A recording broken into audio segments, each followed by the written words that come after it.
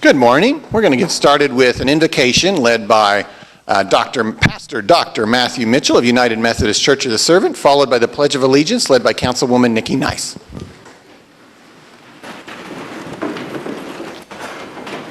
Let us pray. Gracious and loving Lord, we come from near and far today to be with one another. And today I pray over our great city. And on this historic day, where MAPS 4 is declared and celebrated, Lord, we continue to unite as brothers and sisters, as neighbors and friends, as a people who care about one another in wonderful ways, especially after last night's storms, where power was lost, schools were closed for the day, children celebrate, but those who have to go to work for hourly wage today will wonder how they will pay their bills on Friday. The waiters and the waitresses who do not receive tips this morning wonder how will they provide for their children this evening. So Lord, let us truly come together and celebrate the greatness of this city that brings us so close to one another. A city united, the city that is called Oklahoma City. Lord, thank you for this day, and thank you for the work that is before this important body of people. Lord, do not let them shrink from the tasks that are before them, but Lord, give them the strength, the endurance, the steadfast love, perseverance, perspective, and hope to lead this great city. We ask all in this, in the name above all names, the Lord God Almighty. Amen. Let us join together. I pledge allegiance to the flag of the United States of America and to the republic for which it stands, one nation, under God, indivisible, with liberty and justice for all.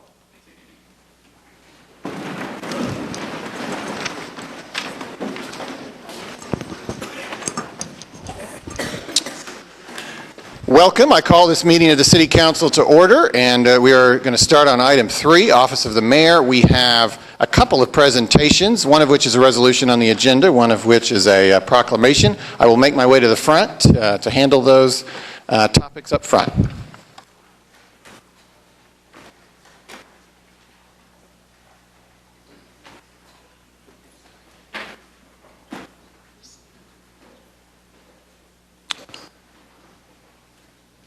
Christina, you want to join me up here? So Christina unexpectedly has a day off today. And you were going to be here anyways, but now you're not missing anything. So we are excited to have you. The teachers of Oklahoma City are remarkable and do so much for our future and our kids. And I'm personally grateful. I know I speak for the council when I say that. And we would like to honor you today as our Teacher of the Month. But we'd like to learn a little bit more about you. So I would ask the clerk to read this resolution.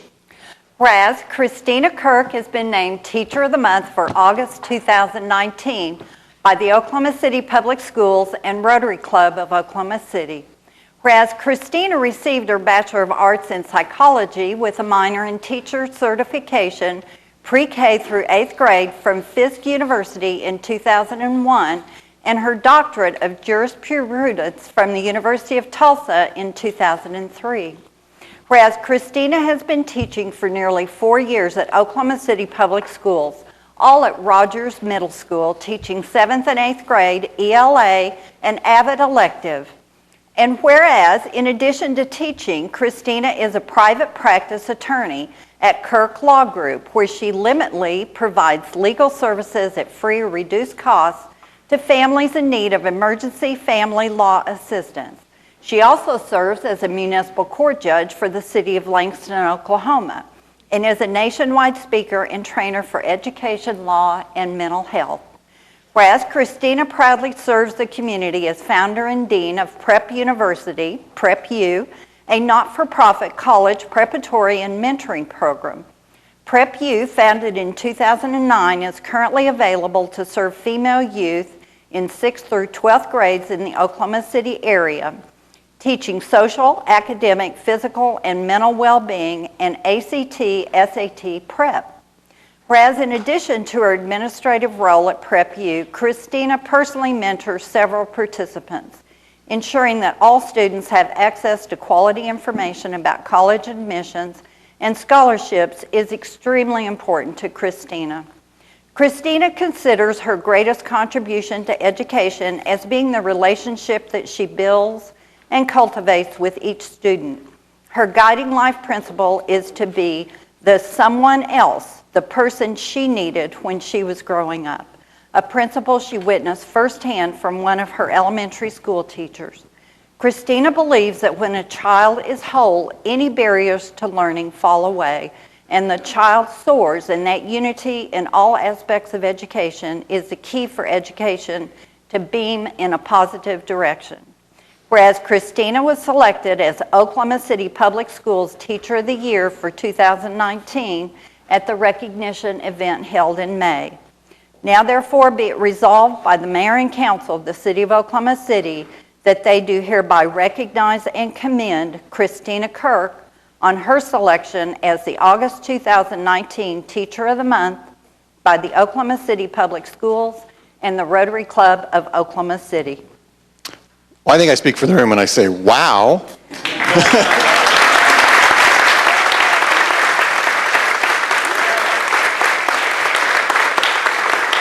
I mean, you're even a judge on top of it all. So, Your Honor, welcome. An addendum to this that I might point out, you're now at Star Spencer, as of the last 2 weeks of this new school year. And also, I hope you notice, she is the reigning District Teacher of the Year. So this may kind of seem anticlimactic, to be honest with you. But, well, this is a resolution. With your legal background, you no doubt know that that means we've got to vote on this thing. So I would love to take a motion. I would like to make the motion and say, Judge Kirk, we are extremely proud of you. And it is awesome to have you to be a role model for the young people in our community. Thank you for your service. And with that, I make the motion to approve this resolution. May I Got a motion in a second, and Councilman Cooper, yes. just to take, hi. You've been a mentor to our students. You've been a mentor to me. I will never forget driving from this city to Norman for an AVID conference, I believe a year ago, and the authority with which you speak about what ails our students. I mean, you're the real deal, and that's just so important, and I'm just honored to know you, so thank you. All right, we've got a motion and a second. Any further discussion? Seeing none, cast your votes. Passes unanimously. You're the Teacher of the Month.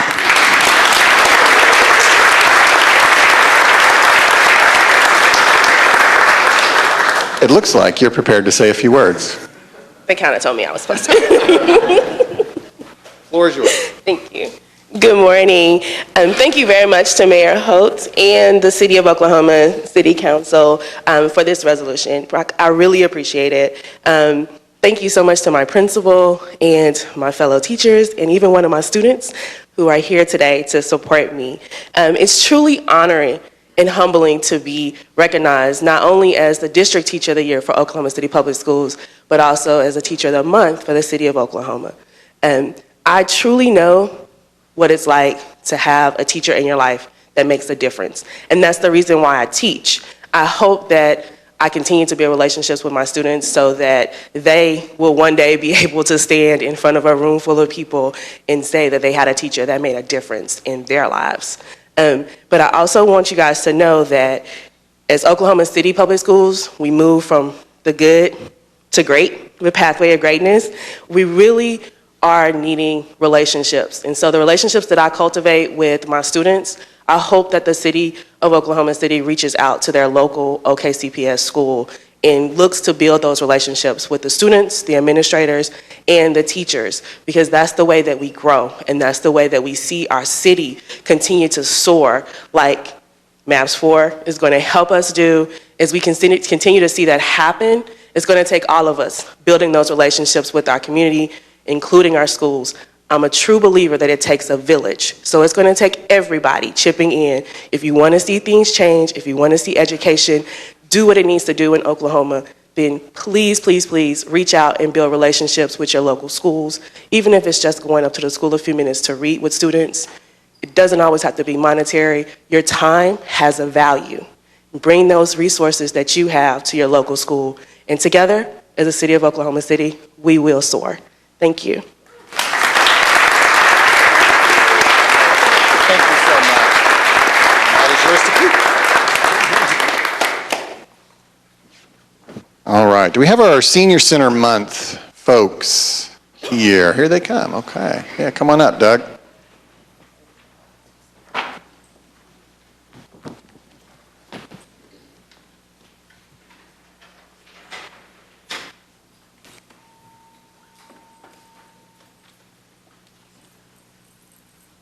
Look out, Greg.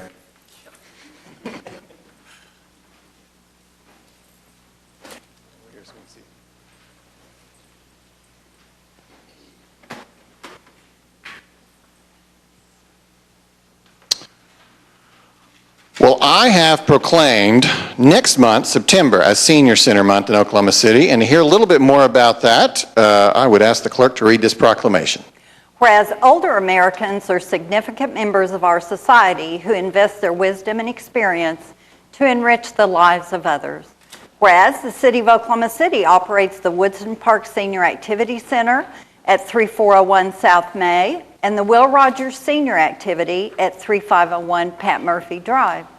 Whereas the recent additions of the MAPS 3 Adult Wellness Centers at 11501 North Rockwell Avenue and the P. White Health and Wellness Center at 4021 South Walker Avenue have also brought new investment and energy for senior health. Whereas through an array of activities, our senior centers mobilize the creativity, energy, and commitment of older residents, empowering them to improve their health and well-being. Whereas Oklahoma City senior centers also celebrate the knowledge, skills, and experiences of older persons and enable their continued contributions to the community. The City of Oklahoma City commends the staff and volunteers of all of our senior centers for their diligent commitment to better the lives of our older citizens. Whereas the National Council on Aging recognizes September as Senior Center Month and has established senior centers the key to aging well as this year's theme. Now therefore, David Holt, the mayor of the City of Oklahoma City, does hereby proclaim the month of September as Senior Center Month in Oklahoma City. Thank you. Let us hear from Doug Cupper, our Parks Director, to talk a little bit more about this month and our senior centers. Thank you, Your Honor, City Council. It's, as a member myself of the senior world and a participant in our programming, I want to thank the folks that are here today. These are the folks that we do it for. It's very important, and it's really succinct for me. Last week I was visiting my aunt in Michigan, and she's 107 and a half. And she started going to her senior center when she was 60, and she evolved into teaching yoga. And the importance of that senior center in her life makes it that much more important for me to provide quality programming here in Oklahoma City. So I'm thankful that we have the Woodson and Will Rogers facilities. I'm thankful that MAPS 3 and the folks that created MAPS 3 saw the need for senior programming and healthy facilities. I'm looking forward to the next two that are going to be built so we can keep expanding our offerings and keep the glimmer of hope for our aging citizens the same as that's in my aunt's eye today. Thank you. Thank you. Did you want to introduce anything, or just who else do we have? Debbie Bass from Will Rogers, and I teach quilting classes. Angel Johnson, and I am a faithful attendee at Will Rogers, and I love the ceramics program, so I hope that grows. Karen Elmore. I fell in love with Will Rogers a few years ago and spent a lot of time there while I was helping take care of my mom. And now I'm also a city employee, and I get to play there sometimes too. So, Lily Ganaway, Kawa Nation. I'm a participant at Will Rogers Senior Citizen. I volunteer as needed, as I serve the community and ask wherever I need to be needed. Betty Robinson, Will Rogers Senior Center. I am an employee at Will Rogers. I'm on Team 1. I am La Cecilia Hogue. I am the Parks Program Specialist for Will Rogers Senior Center. These are my lovely participants and staff.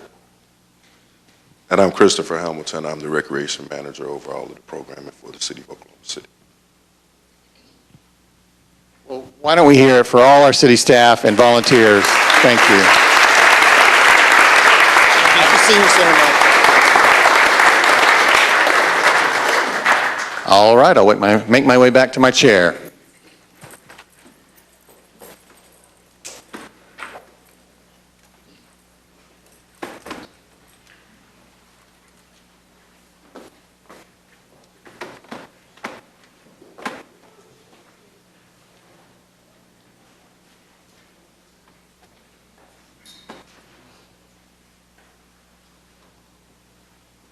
All right, now we are on item 3B under Office of the Mayor, the appointment of Councilwoman JoBeth Hammond and Councilman Mark K. Stonecipher to the Oklahoma City Riverfront Authority. Got a motion and a second. Any discussion? Seeing none, cast your votes. Passes unanimously. Item 3C, this is a resolution approving my travel and reimbursement to the fall leadership meeting of the U.S. Conference of Mayors in Rochester Hills in Detroit, Michigan. I was honored to be elected to leadership in June, so this is my first such gathering. Got a motion and a second. Any further discussion? Seeing none, cast your votes. Passes unanimously. Item 4 on the agenda, Journal of Council Proceedings. We've got A and B, which we can take with one motion. We've got a motion and a second. Any discussion? Seeing none, cast your votes. Passes unanimously. Requests for uncontested continuances. We have one already on the agenda. Item 7Y. Mr. City Manager, are there any others? Yes, so all the items that I'll list here, we're going to strike from the agenda. On page 23, under item 9K1A, 6805 Bear Canyon Drive, the owner is secured. E, 7509 Night Lake Drive, the owner is secured. Continuing on page 24, item H, 5300 Shalimar Drive, owner is secured. Item I, 1840 Northwest 14th Street, the owner is secured. Item J, 3616 Northwest 14th Street, the owner is secured. Item L, 2228 Northeast 16th Street, or Northeast 16th Terrace, to re-notify the owner. Item R, 2501 Southeast 21st or 51st Street, the owner has secured. Item U, 2903 Southwest 82nd Street, the owner has secured. And item V, 724 Northwest 89th Street, the owner has secured. Item 9L1A on page 24, 6805 Bear Canyon Drive, the owner is secured. Item F, 7509 Night Lake Drive, the owner is secured. Item I, 5300 Shalimar Drive, the owner is secured. Item J, 1840 Northwest 14th Street, the owner is secured. Item K, 3616 Northwest 14th Street, the owner is secured. Item N, 2228 Northeast 16th Street, to re-notify the owner. And then on page 25, item T, 2903 Southwest 82nd Street, the owner has secured. Also on page 26, on one of our executive sessions that we had planned, item 9R, we're going to strike that item. Okay, thank you. Revocable permits, item 6. We have a revocable permit 6A. This is a right-of-way use permit with the American Foundation for Suicide Prevention to hold the AFSP Suicide Prevention Walk on September 7th. Do we have anyone? No one signed up to speak. Councilwoman Nice? Yes, I just want to make mention that September is deemed Suicide Prevention Month, so that is why this walk will be in September, and I have attended one. And I must say, if you know of anyone that has been affected by suicide, this is something that you would want to be a part of. So with that, I move for approval. Got a motion and a second. Any further discussion? Seeing none, cast your votes. Passes unanimously. 6B, revocable right-of-way use permit with the Down Syndrome Association of Central Oklahoma to hold the Down Syndrome Festival and 5K on October 5th. And I believe we have Sarah Sowell is here. Welcome, Sarah. Yes, we're going to be celebrating our 25th anniversary this year, and we've moved our event to the Myriad Gardens. We expect about 6,000 attendees with about 1,000 5K runners, and we're proposing to, block Sheridan for all the traffic and such. Okay. Yeah, Councilwoman Hammond. Well, thank you for the work you all do around Down syndrome, and I move the item. Got a motion and a second. Any further discussion? Seeing none, cast your votes. Passes unanimously. Thank you. Thank you, Sarah. 6C, revocable right-of-way use permit with the American Lebanese Syrian Associated Charities, Inc. to hold the St. Jude Walk Run on September 28, 2019. And Emily Drover? Yes. Welcome. Hi. Yes, this is a St. Jude Walk Run benefiting St. Jude Children's Research Hospital. We expect about 1,200 attendees. And we're proposing to block the north side lane of Ron Nork for our start line just east of the Myriad Gardens. Great. Either one of you. Councilwoman Hammond, Councilwoman Nice?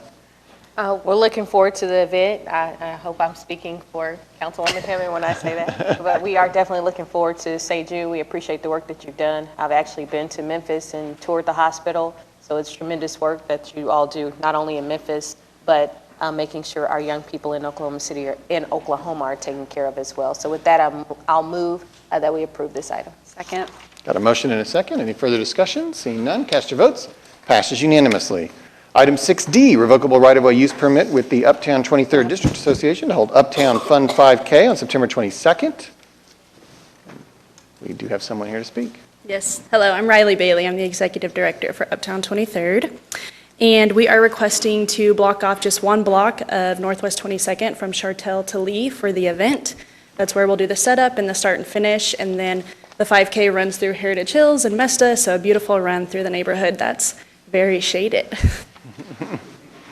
Councilwoman Hammond? Well, we appreciate the work you all have done to bring life to the 23rd Street corridor there, so that would be the item. Got a motion and a second. Any further discussion? Seeing none, cast your votes. Passes unanimously. Thank you. Have a great event. All right. We will now recess the council meeting, convene as the Oklahoma City Municipal Facilities Authority, where we have items A through F we can take with one motion. Got a motion and a second. Any further discussion? Seeing none, cast your votes. Passes unanimously. We'll adjourn OCMFA and convene as the Oklahoma City Public Property Authority, where we have items A through D we can take with one motion. Got a motion and a second. Any further discussion? Seeing none, cast your votes. Passes unanimously. We'll adjourn OCPPA and convene as the Oklahoma City Environmental Assistance Trust, where we only have claims and payroll, which arguably doesn't need a vote, but we're going to do it anyways. Does anybody have a motion? Got a motion and a second. Any further discussion? Seeing none, cast your votes. Passes unanimously. We'll adjourn the Oklahoma City Environmental Assistance Trust and reconvene as the council, where we find ourselves on page 4 of your printed agenda, item 7, the consent docket. And I know we have a presentation for item S, and that's it, right? Yep. Is there anything else that anybody else wants to discuss? I need to pull P for a separate vote. There's grant money related to my primary employment. Got it. We'll take care of that and let you know at the time. James, you had something? Yes. 7AC1, not for a separate vote, but just for discussion. The stockyards. 7A. Is that right? You mean C1, got it. Did I say something different? Got it. Okay. Cool. Anything else? AC. Oh, AC. Got it. 7AA. I just have a question about that one. Okay, got it. AH. Okay. Anything else? Okay, we'll take them. And there's a, wait, what is that, 7B? V. Okay. Okay, well, we'll take them in order then. So that means, well, I'm going to go ahead and, why don't we handle P then? Why don't we just knock that out? We'll pause for a moment. Let me just move the item as single. Yeah, just moving that item by itself. All right, I'll move item P as a single item. Got a motion and a second. Any discussion? Seeing none, cast your votes. Passes unanimously. We will now move on to item V, which actually has a citizen who signed up to speak. So this is 7V and Nicholas White. Nicholas, if you wouldn't mind saying your name and address and keeping your comments to less than 3 minutes. Good morning. My name is Nicholas White, and address is 118 Northwest 8th, Oklahoma City. I am one of the co-owners of Vanessa House Beer Company, and I just came to express some of the concerns we have about this project. It has been delayed several times. The latest timeline we have received is completion is spring 2020, and it has been going on since April of this year. And it has affected our business tremendously, and we are a relatively new business to Oklahoma City, and we have seen a significant impact on our sales as well as our pedestrian count that's gone through in the district. The foot count has gone down 43% since this since this project started, and it was up 23% before the work started. So we just wanted to express that it has been delayed several times and it's continued to drag out, and we have some concerns about about this project, and we would like for something to be done about it. That's basically all I have to say. Well, and I think specifically what I think they're speaking to is that the contractor involved in this item, there is a contractor involved in this item that is the contractor working on that project. That's correct. Yes. So I guess the question I have is, what is your business? We are a local brewery. And then what are your hours of operation? Our hours of operation are 3 p.m. to 10 p.m. Monday through Thursday. And how can we get there on foot? Just after this, just jump in the truck. I'll take you right over. So does this item on the agenda relate to that project or just the same construction company? The same contractor. Okay. Do we want to hear? Eric's here. We need an update on where we are.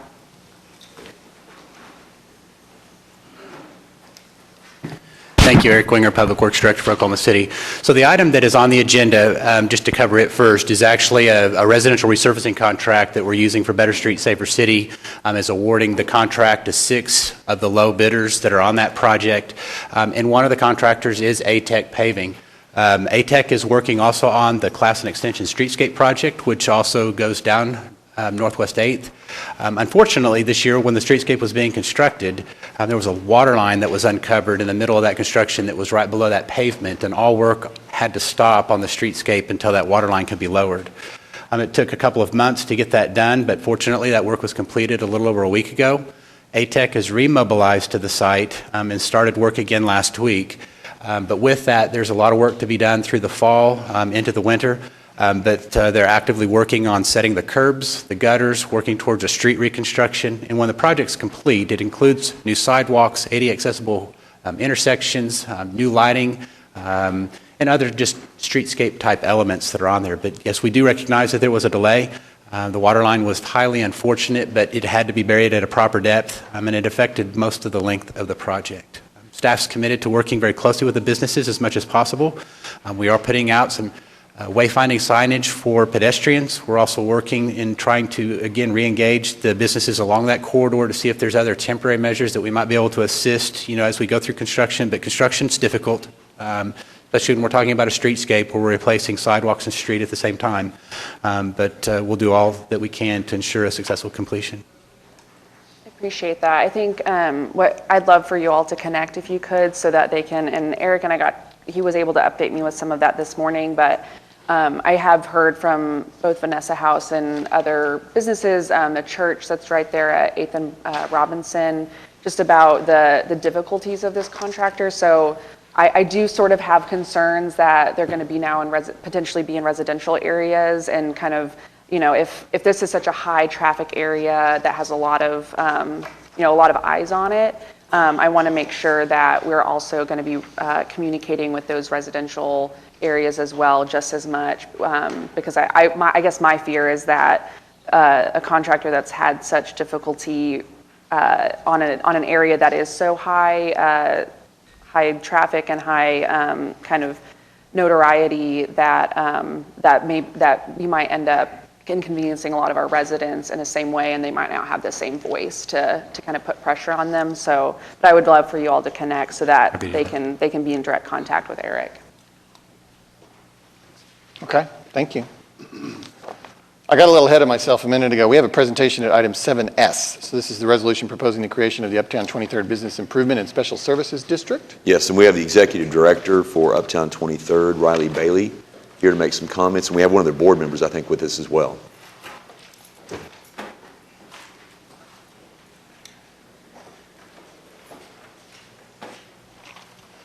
Well, we have been working on the Business Improvement District for Uptown for quite a while now, and I just came in January, so I got to come in when things are smooth sailing. But Chelsea Banks, who was the interim director for Uptown and has been working extremely hard on this for, gosh, a year and a half now. So I'm going to let her speak just a little bit about the process of what we're heading towards.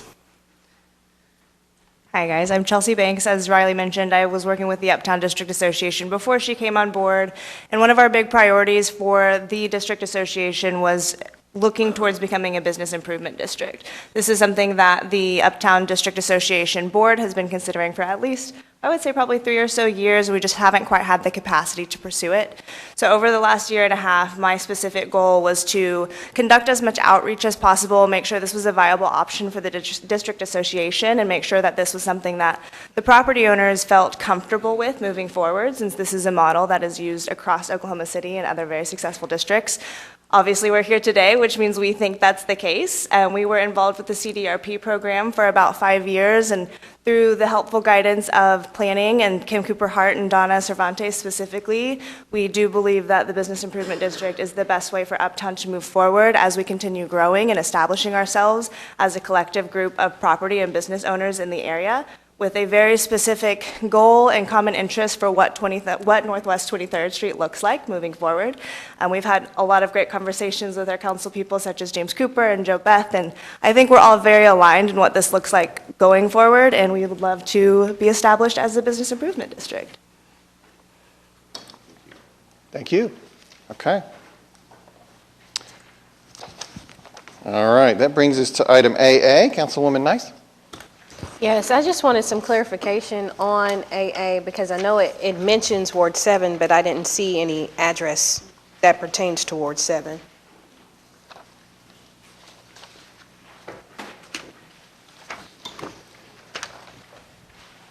I'm not sure who can answer Eric that. is going to, Okay, he's finding it right now and heading this way. I appreciate it.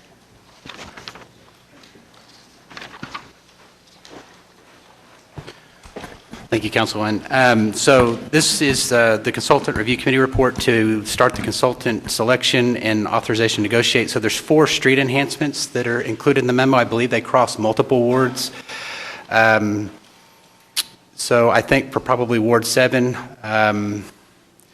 it's possible that this very first one on the list is partially in Ward 7. That's at Britton, Northwest 16th, Chartel, and Western Avenue.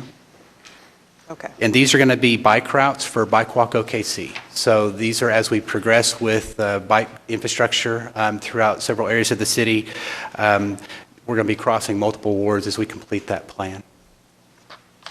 Okay. There may be others on the list too, but I think this was staff's attempt to make sure that we were including all the wards that might have a portion of the bike route on any one of the 4 locations on the memo. Is it possible for after this you actually show me exactly on Britton where this is going to be?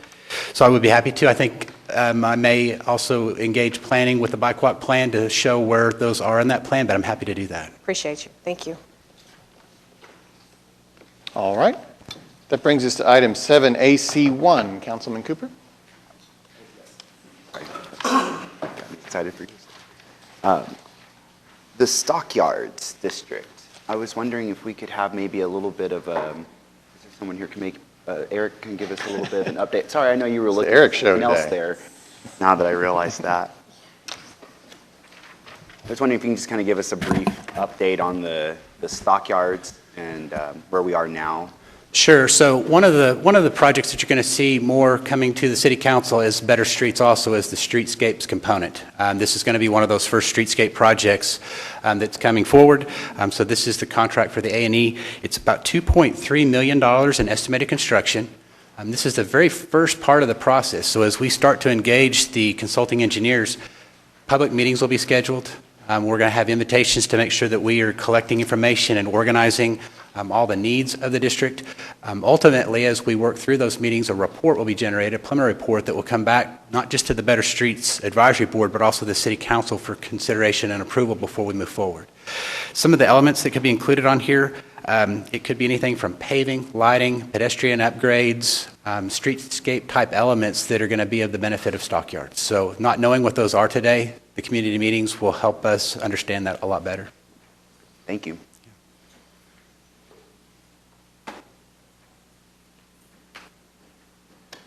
Okay, thank you. Item AH, Councilman Griner.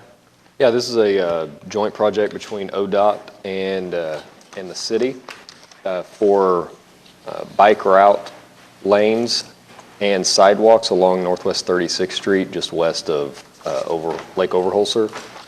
And I think it's a really good project. It actually is going to, because Yukon has already built bike lanes and a trail that will connect to this whenever we make this connection along 36th. And I know I mention it every time something like this comes up, but the west side of Lake Overholser still doesn't have a trail, and I think it certainly needs to, because right now this trail or this bike lane is going to connect to the street and not another bike lane. It makes a lot more sense for there to be a multi-use trail there. So, and it needs to be funded either through MAPS 3 funds, the Better Street Safer City funds, something, it needs to be done. The construction for this trail is supposed to be happen next year. Okay, thank you. As you know, we have the introduction of planning cases on the consent docket. We usually don't discuss them until the next stage, but we did have someone who signed up to speak on one of those introduced planning cases, item 7H8, Bill Hickman. He's outside. Does anyone see a gentleman leaping into action? Okay, we're going to move on then. Well, that concludes all of the items that anyone wished to speak about. We don't have a motion on the table, but we could get one. I'll move the consent item. Okay. Got a motion and a second. So this is to move the items, save the one that was stricken earlier, and save the one that was already approved. Any more discussion? Seeing none, cast your votes. Passes unanimously. That brings us to the concurrence docket. We have items A through L we could take with one motion. Got a motion and a second. Any further discussion? Seeing none, cast your votes. Passes unanimously. This brings us to items requiring separate votes, and I don't believe we're going to what? Okay. Well, it'll be considered. Oh, hi, Bill. Your item has already been approved, but not really. It's just the introduction, and it'll be at the next meeting. Correct. First reading is a good way to put it, yes.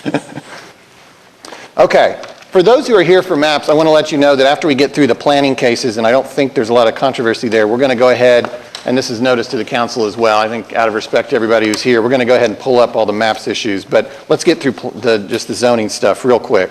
So we're on item 9A, items requiring separate votes. 9A1 is at North Council Road going from R1 to O2. Councilman Stonecipher. Thank you, Your Honor. This is an ordinance on final hearing, as you said, for development of an office piece of property. And the Planning Commission recommended approval. There were no protests, so I'd move for approval of the item.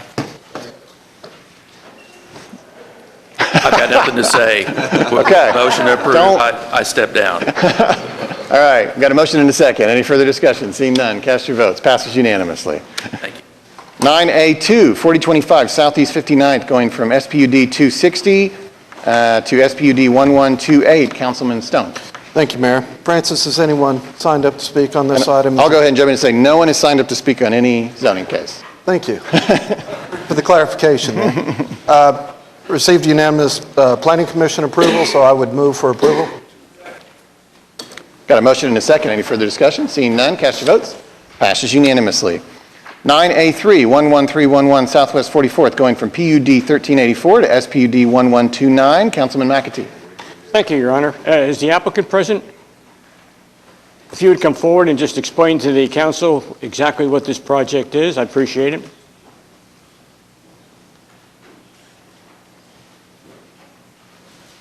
Good morning. Brad Reed with Craft and Soul, 300 Point Parkway Boulevard, Yukon, Oklahoma. This is a SPUD. This is going to allow for a Casey's General Store. There was commercial zoning there, but it did limit some of the uses. So the uses that we allowed here were for the gasoline sales, the outside sales. We also have a pizza connected to this, so for sales of food. So, Thank you, sir. It's a very good project. Nobody has signed up. Unless there's questions from the council, I move for approval. Got a motion and a second. Any further discussion? Seeing none, cast your votes. Passes unanimously. Thank you. Item 9A4, 5200 North Grand, going from R1 to SPUD 1132. Councilman Cooper. Is the applicant here to speak? Would you like to say anything? Sure, come on up. You're the next contestant at zoning.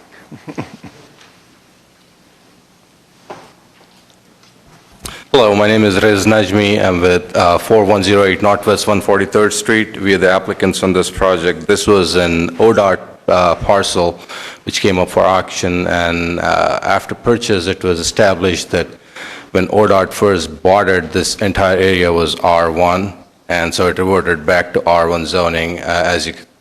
As you can see, the properties around later changed to O2. So we were advised to go with the planning staff to go with the SPUD for an O2-based zoning, so we could put some office buildings on here, and that was the reason for this change. Thank you. Got a motion and a second. Any further discussion? Seeing none, cast your votes. Passes unanimously.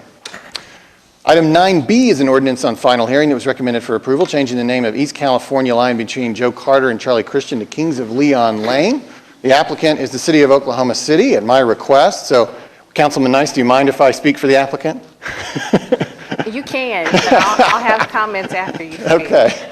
Well, David Holt for the applicant, and the only thing I think I take credit for in the Cornett administration as his chief of staff was the creation about 10 years ago of several musical namings. And we did Vince Gill, we did Charlie Christian, we did Flaming Lips, and then a couple years later when she was inducted into the Rock and Roll Hall of Fame, we did Wanda Jackson. So we certainly have a precedent for it, and through the years people have talked to me about Kings of Leon getting the same honor. They have Oklahoma City roots. They have shown obviously a passion for Oklahoma City through the years. A few years ago, they came back and orchestrated a benefit concert at Chesapeake Arena for victims of a tornado. And of course, they're opening our park at the end of September. And so it seemed like an apt time to pursue this. This wasn't my first rodeo, so in the process of it, I consulted with Councilwoman Nice, and I talked to the property owners who all approved, because it would change the address of the Bricktown Event Center, but they actually thought that was cool.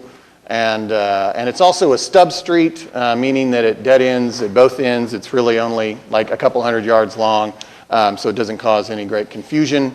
And with that, it was approved by the Planning Commission unanimously. And I guess I'll turn it back over to the council member. Thank you. Now we're between rock.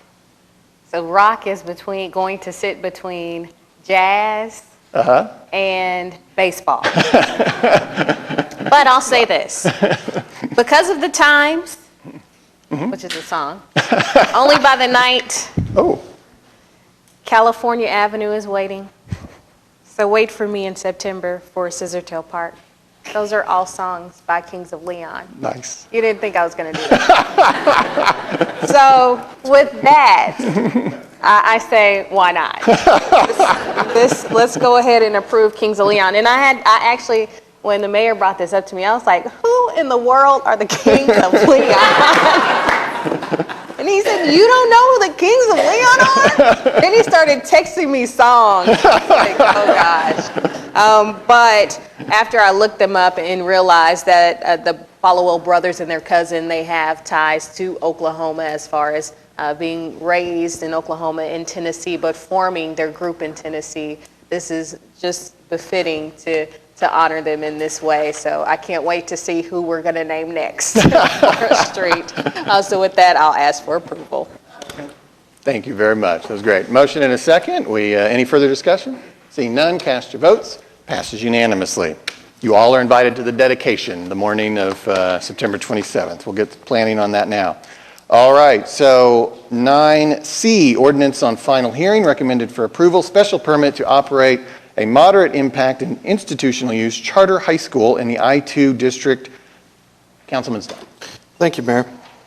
Of course, no one has signed up to speak, Francis, that's correct. Right? So I'm really pretty excited about this one. It's going to allow Dove Academy Charter School to be able to use the old Toys R Us building over there. So it received unanimous approval at the Planning Commission, and unless anyone has any questions, with that, I'd move for approval. Second. Motion and a second. Any further discussion? Seeing none, cast your votes. Passes unanimously. Ordinances, 9D, ordinances on final hearing. 9D1, removing 2 metered parking spaces on the north side of Couch Drive, etc. Councilwoman Hammond. Yes, this is in a long string of us removing parking for the, oh no, sorry, this is different. Nope, this is a different one. So this is the Civic Center Foundation had requested to remove these spots over by the, on Couch Drive so that they have more access when they have trucks loading in their dock. So with that, I move for approval.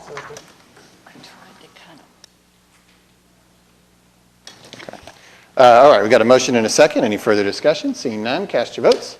Passes unanimously. 9D2 is removing metered parking on the north and south sides of Northwest 4th between Hudson and Harvey. Councilwoman Hammond.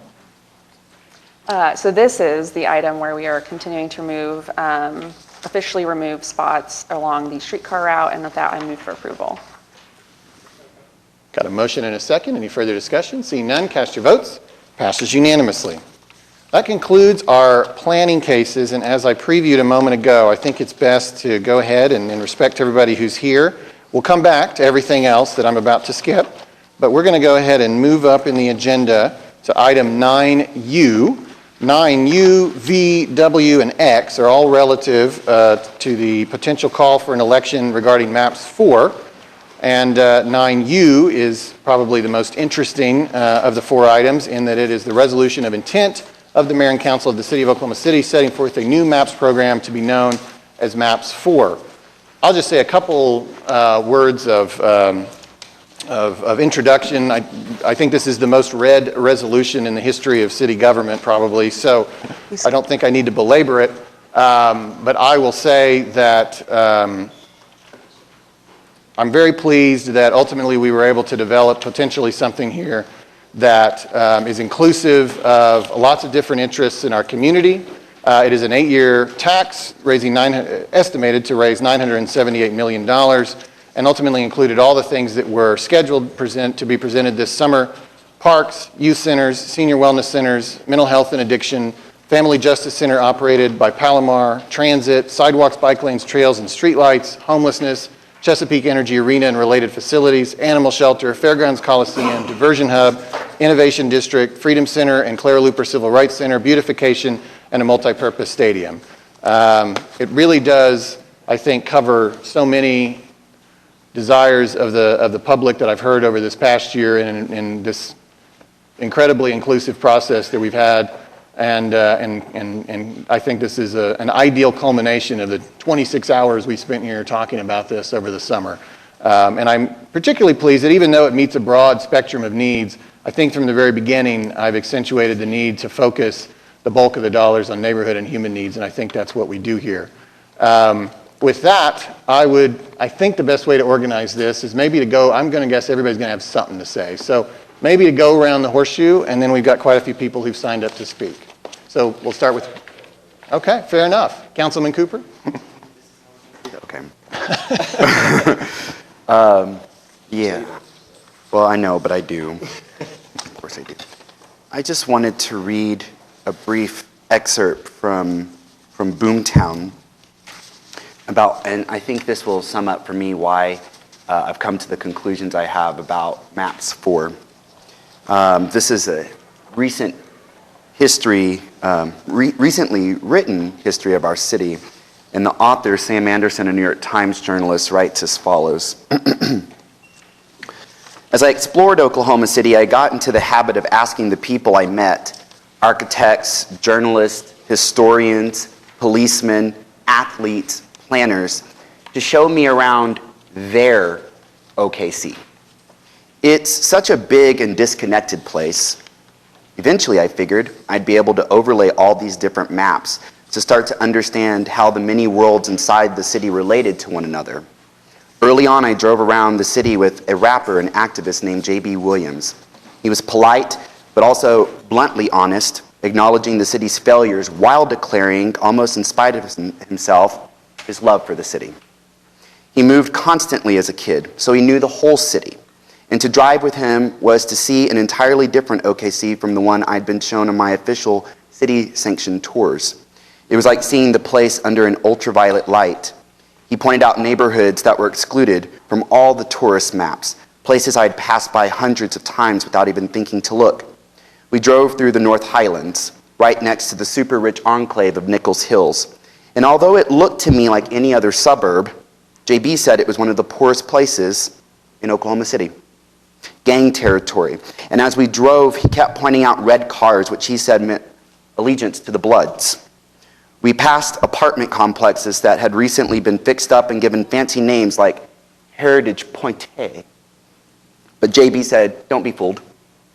Those places were bad. So bad you wouldn't want to go in them unless you had family there. Every thriving section of OKC seemed to have some secret pocket of misfortune attached to it. 1 or 2 blocks off, places that were immune to booms and somehow extra vulnerable to bust. We drove through Deep Deuce, an area called Parker Estates. We drove past farms, woods, empty lots, abandoned strip malls, and vast stretches that looked like untouched prairie. JB knew it all. What's this neighborhood called, I asked at one point, in what seemed like the middle of nowhere. I don't think this really has a name, JB said. We would probably just call it the East Side. But the East Side seemed to be everywhere. There's a lot of East Side, I said. Exactly, he said. The city's white neighborhoods had in recent years been lovingly divided into distinct microhoods. You couldn't go 3 blocks without encountering a sign: Automobile Alley, Midtown, Heritage Hills, Mesta Park, the Plaza District, the Paseo. And yet large portions of the East Side, which dwarfed all these neighborhoods geographically, remained untrendy and unlabeled. Even to those who knew it best, much of it was simply referred to as the East Side. $700 million of this maps is going to go to our neighborhoods and into the human needs that have for too long kept too many of our people from access to education, to healthcare, to pharmacies, to a better quality of life. Working with Councilwoman Hammond and with 2 citizens of this city who are not with the city government, and then 2 members of our planning department, we were able to craft a sidewalk and bike plan that is going to continue reconnecting our city. The stuff that we began with maps 25 years ago, the stuff that we really put into hyperspeed with Better Street, Safer City in 2017. And part of our proposal said it's time to invest in the East Side too. It's way past time. And now we have said that the Clara Looper corridor will actually have placemaking. We will honor the history of the first person in America to desegregate our city nonviolently. It would be, as you know, 6 more years before the federal government would step up to pass laws in the Civil Rights Act that would make it illegal to discriminate on the color of our skin, where we could shop, where we could live, where we could eat, where we could have community. In this maps will be a Clara Looper Freedom Center to honor that history. In this maps will include North Highlands neighborhood, and I found that just this morning looking in here, where JB spoke about parts of our city left behind. Well, one of the areas that our working group targeted for investment in these historic districts is not just Clara Looper corridor, but Old Downtown Britain. That too will now have placemaking. Capitol Hill will have investments in placemaking. The stockyards will have investments in placemaking. Windsor District will have investments in placemaking. This is every corner of our inner city that we are now going to say your public dollars are going to go into infrastructure improvements that are long overdue, with the hope that the private sector will say, I'm going to build a taco stand there. I'm going to build a coffee shop there. I'm going to build a clothing store there. I'm going to put a bookstore there.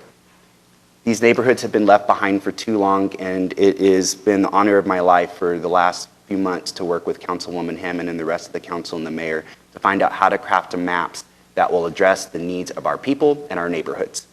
Are there things in this maps that I do not like? You betcha. But those things pale in comparison to the things I know they're about to improve the hearts and the minds and the bodies and the existence of our people. That is a lot to say, but it must be said. And so I did.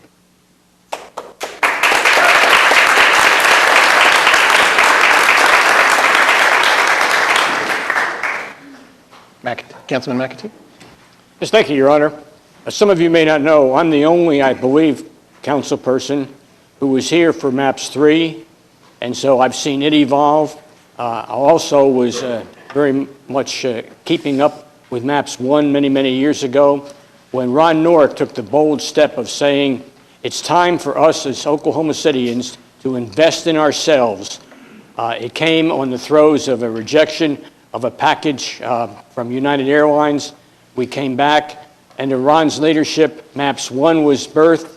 It did a tremendous job of revitalizing a part of Oklahoma City.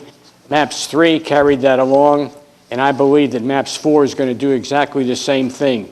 One of the unique things about these MAPS programs is that every project is paid for in cash before the work is begun, and that is a monumental task.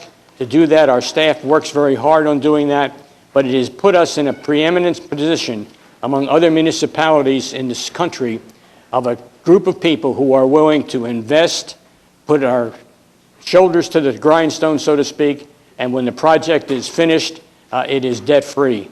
With that in mind, it's a pleasure for me to endorse MAPS 4, and it's a very robust package. Am I going to use everything in there? No. But the genius of the design of this is that you will find something in there that will meet your needs, that will meet a need or give a higher quality of life for you, and that's what it's all about. Thank you, Your Honor.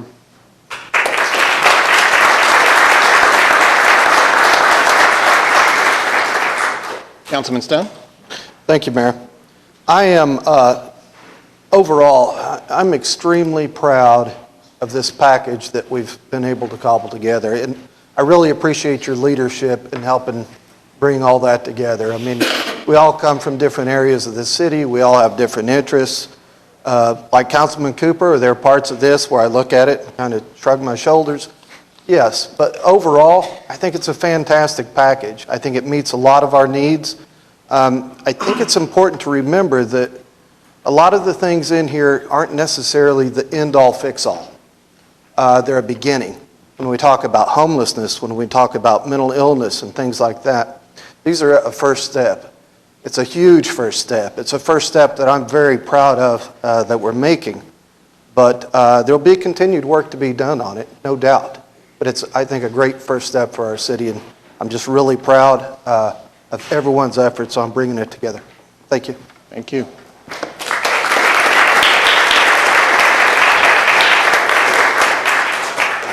Councilman Greenwell. Thank you, Your Honor. I am going to vote to move this forward, to have a vote by the citizens of Oklahoma City. This program is too important to be decided just among us 9 up here on the City Council. I know all the members of the council have received numerous emails, phone calls concerning this. So it is not one of those things that have that people aren't aware of. I think people have already began to make their decisions as to whether or not they will vote for or against MAPS 4 program. I see no benefit by not allowing the citizens to vote for this. So I'm going to recommend that we move forward with it.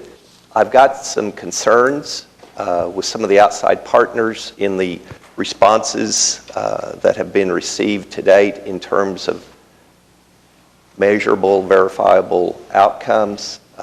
Most of them have been underwhelming, with the exception of the one we received yesterday.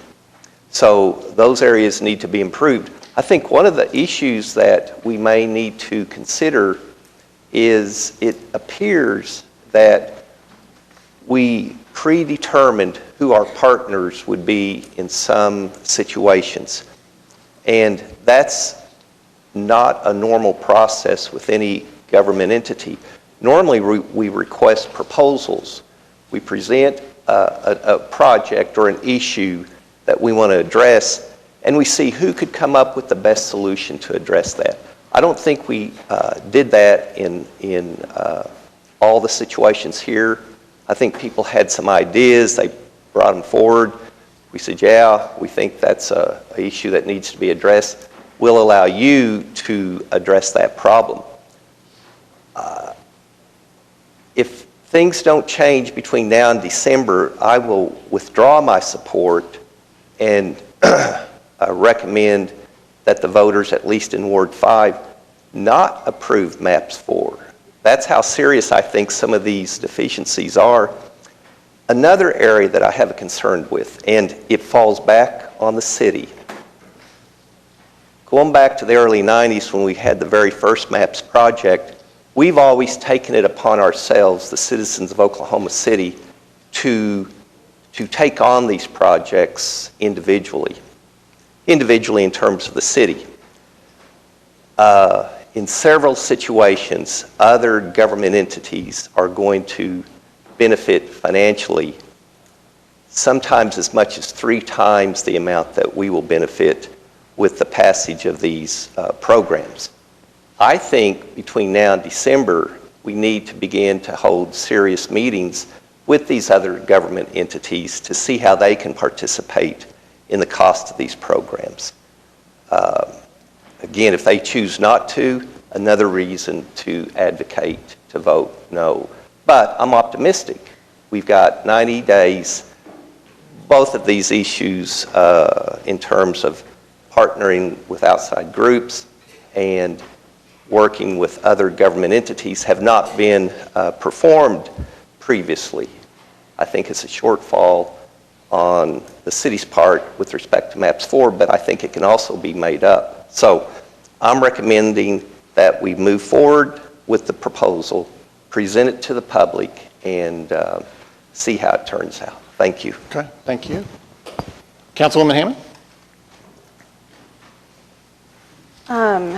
Yeah, I likewise have a number of concerns about the package as is. And I have a list here, and I'd like to speak to them primarily because, you know, when I hear people out in the public say they've been very grateful that we've had this transparent process of these public meetings, I think back on my experience for the past 4 months, and I think that's not been my experience. Because the numbers that I saw in April as far as what was sort of being projected as for inclusion in this package have only minutely changed based on the 4 public meetings that were held over the course of July and early August. And from what I can see, the numbers that have moved around are the numbers that are in what we might kind of term as like the neighborhood and human services bucket. So when I hear people say things like, well, you know, MAPS is a compromise, this is, you know, democracy is all compromise, it's hard for me to swallow that when I think about the fact that all of these needs that have been compromising for decades are the ones having to compromise more. And so what it feels like we're doing by putting this to the voters is asking people who have already done a lot of compromising to just say, can you just do it for a little bit longer? No, we'll do it better next time. We'll ask the people who have received the hands up over the past 20 years to pay in more next time. Particularly because, and I really appreciate that this is a debt-free program. I think that is wonderful for a city, but we have to rely on sales tax because of what the state has told us, and so that means that we are taxing everyday needs from across the city, and so we're aggressively hurting the people, again, who are asking to compromise more. So again, my feelings of transparency have not, I don't feel like this has been, because the numbers that I saw and was sort of handed in April and May have changed only within that neighborhood and human services bucket. When I have the sense and feeling that some of the more attraction economy type of projects have other sources to fund their projects. My second concern is with the endowment piece of the package. I'm pretty skeptical, I guess, that we're going to see a 4% return on those investments. And in my mind, it seems like a poor use of taxpayer money to take $100 million, put it in a fund somewhere to minutely cover the operations of some parts of this package.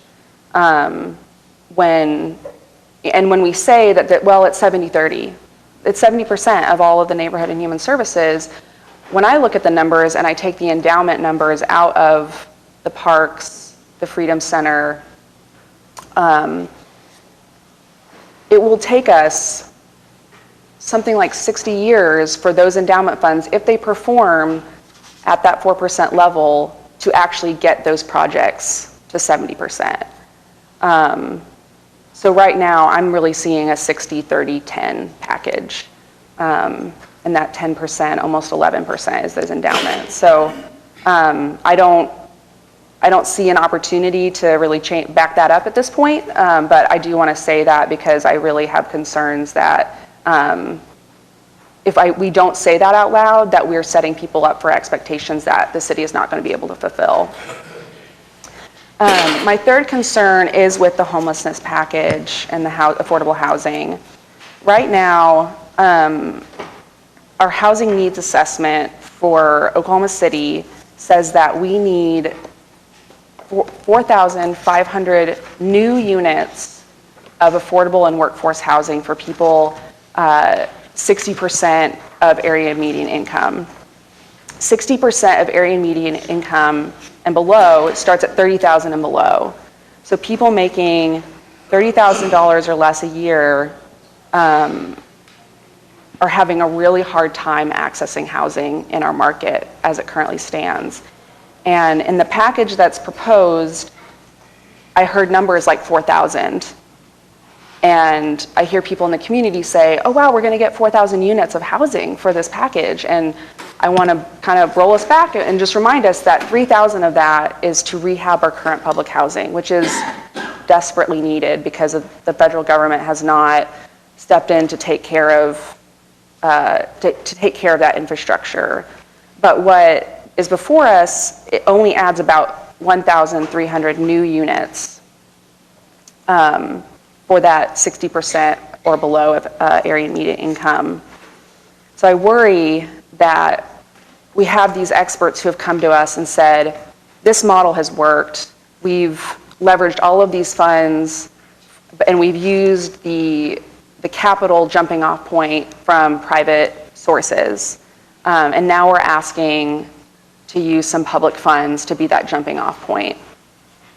And we have 90% retention rate of people who have serious mental illness, people who have been chronically homeless, veterans who are staying in housing because we offer them that housing, we find the sources to pay for it, and whether that means a person's disability check and 30% of that is going into their rent and the other portion is made up by housing choice vouchers. This is a model that works and has worked across the country and has been working in Oklahoma. And I'm really afraid that we're saying, well, we're going to invest $50 million and we're going to make this huge impact. And in 10 years, the skeptics are going to come back and say, well, look we just invested all this money and we still have a problem. And they're going to say, well, it didn't work, let's stop investing. And we're going to be a Seattle, we're going to be a San Francisco, and all of the talk that we've done about how we can get ahead of this is just going to have all been empty words. So I'm still not satisfied that the $50 million is actually going to make the impact that it has been sort of promised in sort of the conversation. My third frustration is with the Innovation Hall, the $10 million for Innovation Hall.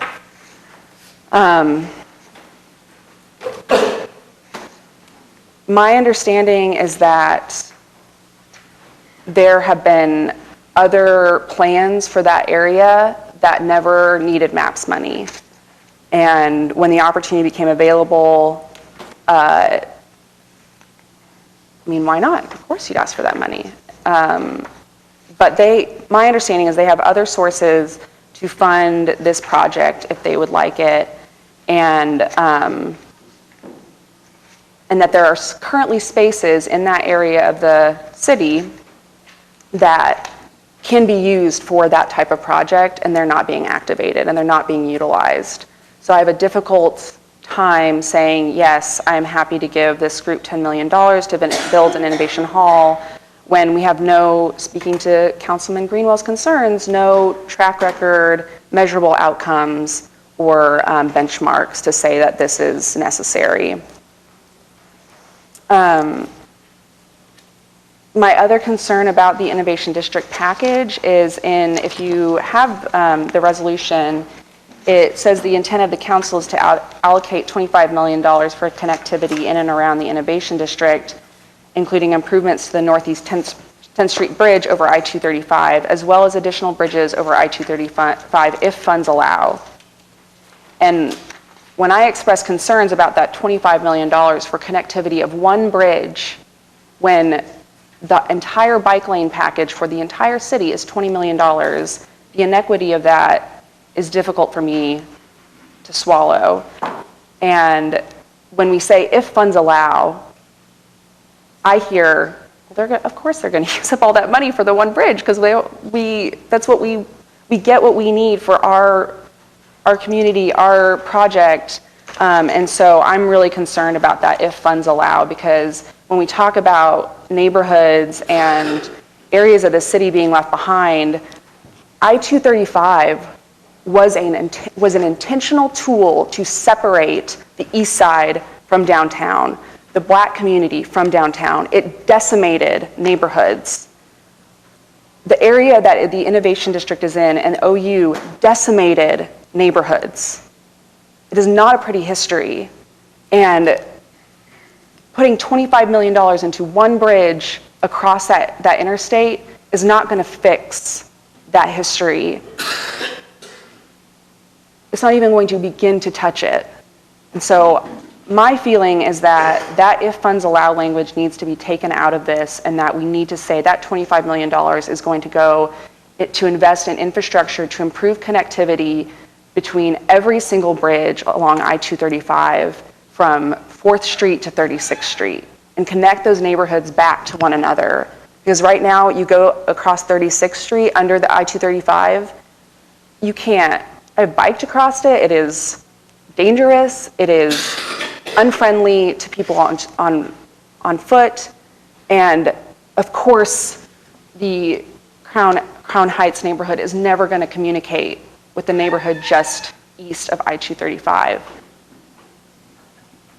So I would like to make a motion to strike the $10 million from Innovation Hall and reallocate that to the housing package, And I would like to make a motion to strike the if funds allow language from the Innovation District portion of this package. Can I take those one at a time? Yes. Okay, so the first one, I want to be very clear. So looking at the resolution, let's look at it together. Page 8. Page 8. You're describing the fourth paragraph under Innovation District, correct? I would say you're basically just saying strike that paragraph. And then back on page 7, I think you would just be changing 50 to 60. Yes, correct. And that's your first motion. Yes. Okay. Wait, I'm sorry, Mayor. You say strike that paragraph, but I just heard strike those 3 words from. But that's her second motion. We're going to get to that in a moment. Forgive me. We'll take those. All right, can you go over that one more time? Sure. So on page, her first motion is on page 8 under Innovation District. You go to the fourth paragraph that starts, "It is the intent of the council to further allocate $10 million." That entire paragraph would be struck. And then that $10 million would then appear on page 7 under homelessness. The 50 would become 60.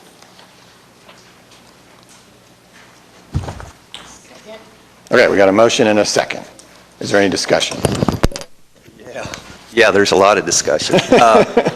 Listen, I have some ideas too, but this is the package that was presented to us. If we start allowing individual changes, then I would say let's defer it, let everybody come back and start picking this apart, if that's what the council wants to do. Well, I don't know that that's what the council, I guess we'll find out here in a minute. I'm just saying, I'm voting no. I mean, we have no choice but to vote on it, so I'm we'll voting no okay. against this amendment.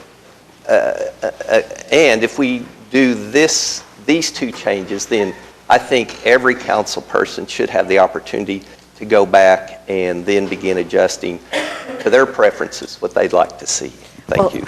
I would add that if we're going to have another discussion, that it would be a discussion where there's more than just one person. So that way, we can actually have a discussion. If we're going to have 2 small groups of each, where we don't meet the quorum in order for us to have that discussion, I would love for us to be able to do that. But I think we must have transparency in this process behind once the presentation is over, for everyone and all of us to be able to discuss this openly and thoroughly. Councilman Stonecipher, and then I'll get over here. Just call the question. I'd like to vote on this. Okay. All right, why don't we vote then? Okay, so this motion is on page 8, elimination of the fourth paragraph regarding the Innovation Hall under Innovation District, and on page 7, increasing as a result the allocation to homelessness from 50 to 60. All right, we'll cast our votes. A vote yes is for the amendment that's just proposed. A vote no is against the amendment, retaining the resolution as it is now. All right, cast your votes. Fails 3-6. Okay. All right, your second motion is on page 8, the third paragraph. Correct. You wanted to delete if funds allow. Correct. Can I ask you a question? Sure. The final sentence of that paragraph, I felt, clearly states that only half of that $25 million can be spent for that bridge, but the other half is to be spent on the surrounding, the connectivity to surrounding neighborhoods. Is it possible I wasn't clear in that? I still feel as though I love the idea of the connectivity to the neighborhoods from the Innovation District, but I do think that those east-west connections and to make a drop in the bucket to repair the damage that was done with the building of I-235, it needs to be that whatever the, half of 25, I cannot do in my head right now. 12 and a half. So thank you. Needs to be to touch every single one of those connections. Mm-hmm. Okay, so maybe my follow-up question: by deleting "if funds allow," what are you saying exactly? I'm saying that it needs to be specifically defined that it will touch every single one. I see. I've got you. It'll touch more. more. I think when we say "if funds allow," it opens up room for us to say, well, there was no money to do that bridge. There's no money to do 4th Street. There's no money to do 13th, et cetera. Councilman. But if there's no money, where does the money come from? The $12.5 million needs to be split up between all those bridges. Right now, we're saying that 10th Street bridge could say, well, we used all the $12.5 million. There's no funds for the rest of them. So I'm arguing, I guess, that it needs to be 12.5 divided by however many bridges there are. That's the amount of money you get for that bridge. And whatever the subcommittee, the neighborhood around it gets the input to decide what that bridge looks like, what that connectivity looks like. But couldn't we go down this path on almost every single proposal in this? And I'm not questioning what you're saying, so when we talk about bike paths, Sure. right? I don't know how many bike paths Councilman Greenwell's get 0, okay. There is one on the south side, the far south side is getting an $8 million bike trail. There you go. So what I'm saying is, though, we could go down this path on, in my opinion, on Yes. every single one of these proposals going, well, where exactly is my bike path going? Right. And I don't know that, I mean, we could work on this for 5 years, in my Sure. opinion, going. Absolutely. I mean, those are kind of undecideds that we set up the subcommittees to go in and say, here's what we think needs to happen to link those neighborhoods in there. But I'll say to her point, I think we are missing the mark because we have to be intentional about the equity piece when it comes to innovation in this innovation district, because we want to make sure that this situation, that the community being left behind and not involved in the process, it doesn't just go to innovation. We want to make sure intentionally with words that it says it will be spread throughout this innovation if that's what it's going to do. That's the only reason I believe that's why we want it to be defined as such. And I applaud that reason. I'm just saying, I mean, I see that as like part of my role as the councilman. Mm-hmm. If this thing gets approved, and the voters approve it, part of my role as a councilman is to go back, look at these projects and say, and try to help steer them where I believe and fellow residents of Ward 4 believe it can do the most benefit. Yeah. Along with, we have the subcommittees that it goes through and the multiple committees that it goes through. That's kind of why I'm against your motion. No, I understand that, and I do believe, yes, there's absolutely the need for those subcommittees to be very active in the process. My fear is that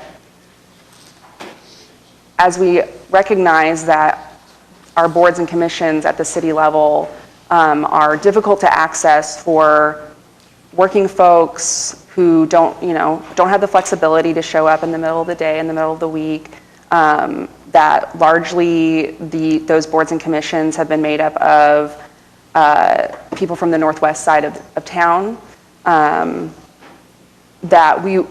and as much intentionality as we might be able to bake into the subcommittees to make them equitable and make that representation truly there to hold something like this accountable, I fear that someone, potentially us, potentially this body, might say, well, but it says if funds allow. So, sorry, but we spent it all. And I recognize that by me doing this, I'm opening up nitpicking on other things. I think my pushback to that would be that the bike walk plan, some of these other projects that came to us with a very well thought out intentional plan. So the bike walk OKC plan was, put together by planning department, by city staff, approved by council. And it has a very, here's the pieces that have been left out of our infrastructure as far as bicycle and pedestrian infrastructure. And so this makes sense. Let's start here and keep going. Don't stop here, of course. I want all of our trails on the Trails Master Plan to get funded.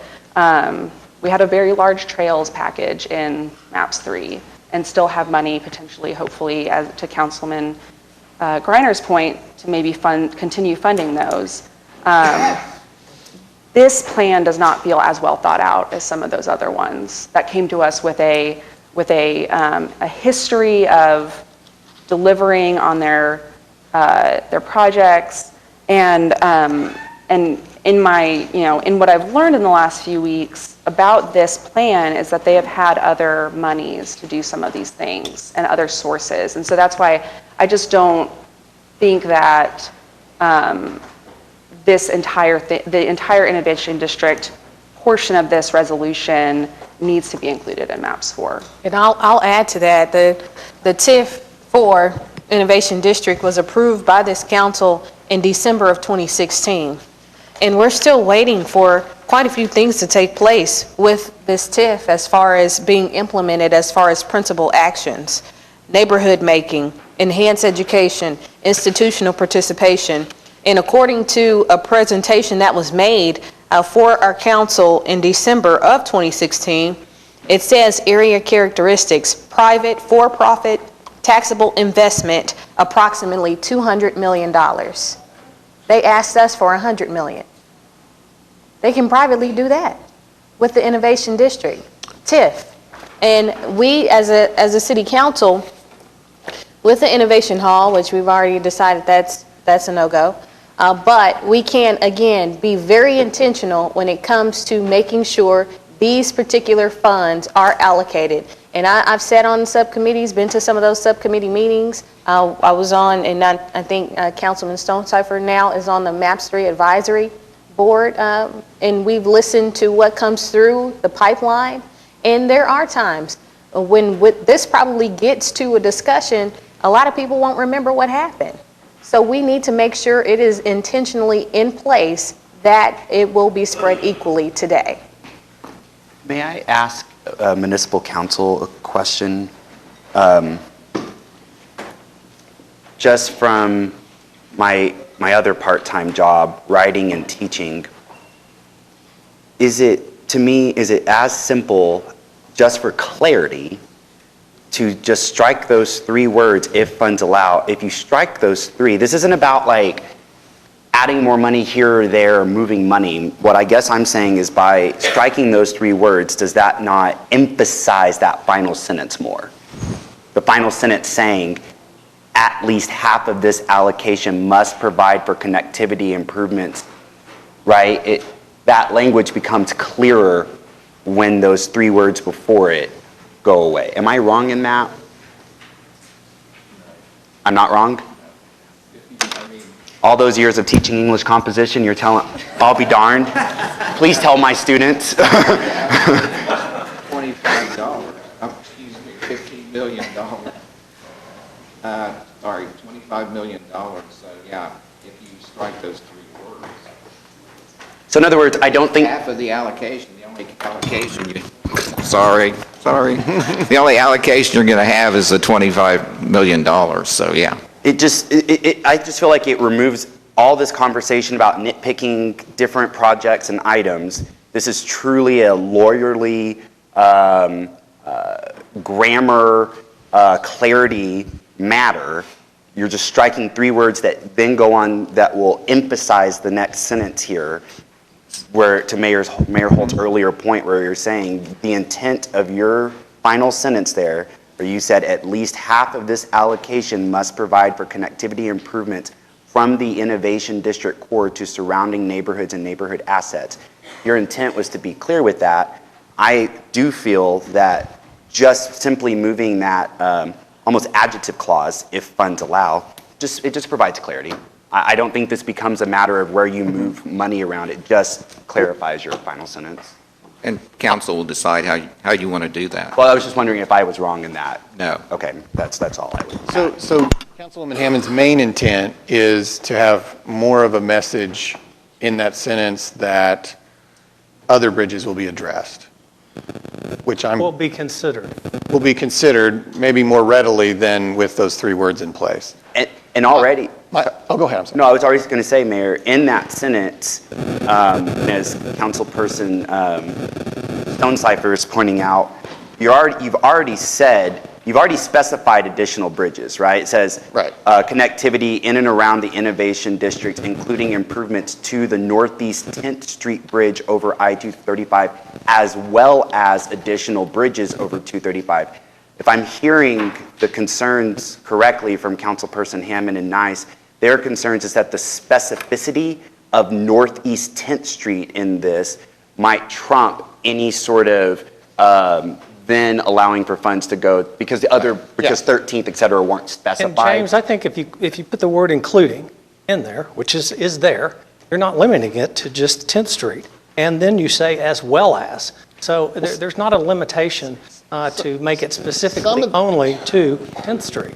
Some of that can work out in the implementation. If we, as a council, a year from now, when we're working on an implementation plan, are presented with a plan that has $12.5 million just for 10th Street, we could certainly say no. I mean, we can certainly say that, we think funds allow. We think funds do allow. We think that you shouldn't have put it all in 10th Street. And I'm perfectly open to supporting that position at that time. I don't really have, this is definitely a wordsmithing thing a little bit. This is not a huge change to the package. But I could go either way because I think it can be accomplished with or without the amendment today. I mean, I think we have sufficient language as is, but if it's going to give everybody some comfort, let's my try. only hesitancy, I don't want David to feel like we're chopping the whole thing up. Councilman Greenwell? Okay, but I think this is if we adopt this, it's a very, very, very minor change. It is almost a...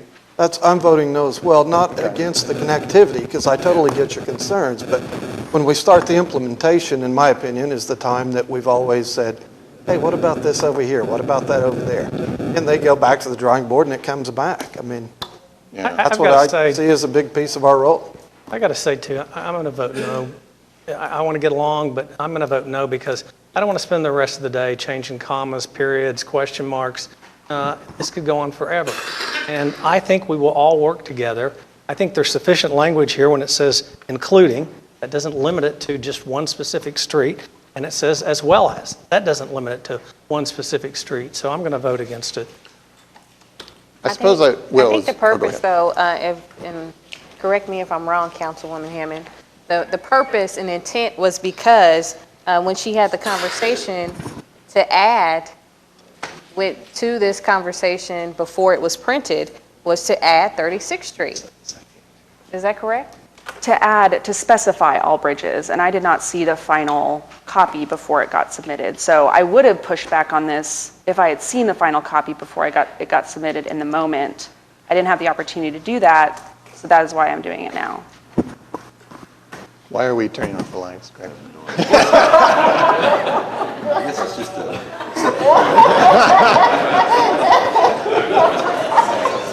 Is someone, are those controls?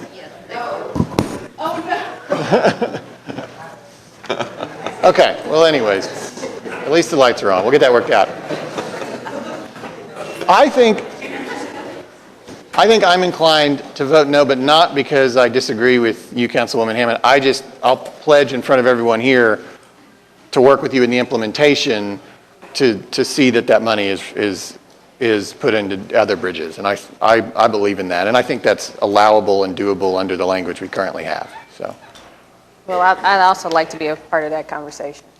We'll all be a part of that conversation, yeah. That's fine. Okay. I know we had a motion. Do we have a second? Yes. Okay, second. Okay, so this motion is on page 8, paragraph 3, under Innovation District, deleting the words in the final words of the first sentence, if funds allow. That is the motion. A yes vote adopts the motion, amends the resolution, a no vote leaves the resolution as is. Okay, cast your votes. All right, fails 3-6. Okay, Councilwoman Hammond, we are back on you. Okay, Councilwoman Nice. Well, first of all, I want to say this has been a process. And being, I say, a MAPS baby, growing up in the MAPS era and benefiting from what MAPS has brought, at least to some areas of Oklahoma City, it is with great pride that we're able to announce the things that will happen for Northeast Oklahoma City. and for also the Spencer Green Pastures area of our community that has been neglected for far too long. And I just want to make mention of some of those things because I think it's important for us to point out what these improvements will be because of what has been lacking for so long. I know at the airport we did talk about the creation of the Bessie Coleman Garden, so I appreciate that for being included. And I think it's important for us to recognize those Oklahomans who have spent time and who have played a major role in changing what our America looks like. And Bessie Coleman was one of those as she attended Langston University in the early 1920s and became the first African-American pilot to fly. And just the fact that she spent time in Oklahoma and for us to be able to recognize her for choosing intentionally to be in Oklahoma. And I found out as I toured Langston University last week for their goat farm, and if you did not know, that is my alma mater, but it is the #1 place for goat research in the USA. It is ranked in the top 3 in the world. And I met some scholars that came over from Japan, China, Brazil, and Algeria, who are all studying at Langston University right now with goats in the goat farm and the goat research. So that's one thing I'm very excited about. And also I know that is where we had Mrs. Clara Looper. She went to school there. She spent time there. And with the Freedom Center that we know we will be receiving. And also because of this seat and her conversations and the other leaders at that time to understand who would take this seat in 1966 when we, as a council, decided to vote in 8 wards. She was a part of that conversation when Dr. Charles Atkins was appointed to this seat in 1966. So I think we have to understand just her role, not only with the sit-ins, but her role in our city process, in our city government. We're also getting the upgrades to our Northeast Community Center. We are getting racial Douglas equity in the Douglas Center because we know it will be our first youth center to be built with our GEO bonds, but with this MAPS, we're going to make sure that we have equity when those other ones are being built to ensure that this one will not lack anything that the other new ones will receive. The bus rapid transit for Northeast 23rd Street and that Venture District is very instrumental for our community, and 1,000 street lights around our city. And I know that's one of the things that we all know when you look in some of those lower income areas of our communities. That's where you don't have as many street lights, but that's a big step ahead for us. And the Clara Looper corridor improvements are huge for our community. We're getting and working through 23rd Street enhancements that are coming, but to understand how this is going to transform Northeast 23rd Street from the corridor west to the corridor east. And I know a lot of us didn't realize how far it stretches, but it goes all the way to the interstate and carries you from I-35 almost to 235. That's how long the Clara Looper corridor is. So we're very excited about what this can bring in, and especially going back to the Freedom Center, telling the history of Oklahoma City, telling the civil rights era of Oklahoma City, and how it led to many other things that have taken place throughout our country. It started here, and we do not tell our story enough about our ancestors that came and those who came before us that decided it was time to do something different, and we are going to make sure that our generations are not a part of what we had to go through, that they receive better. And, I hate to bring in what's going on right now, but with what's happening at Northeast, that's a problem. with the students, not having that equity at that school, and this is their school. So these are the things we look at as a community in making sure that our communities are sustained beyond what's taking place inside of the school system. So that is why we are here. That is what these improvements will be. We're looking at Northeast bus shelters for our community, which we haven't seen in I don't know how long.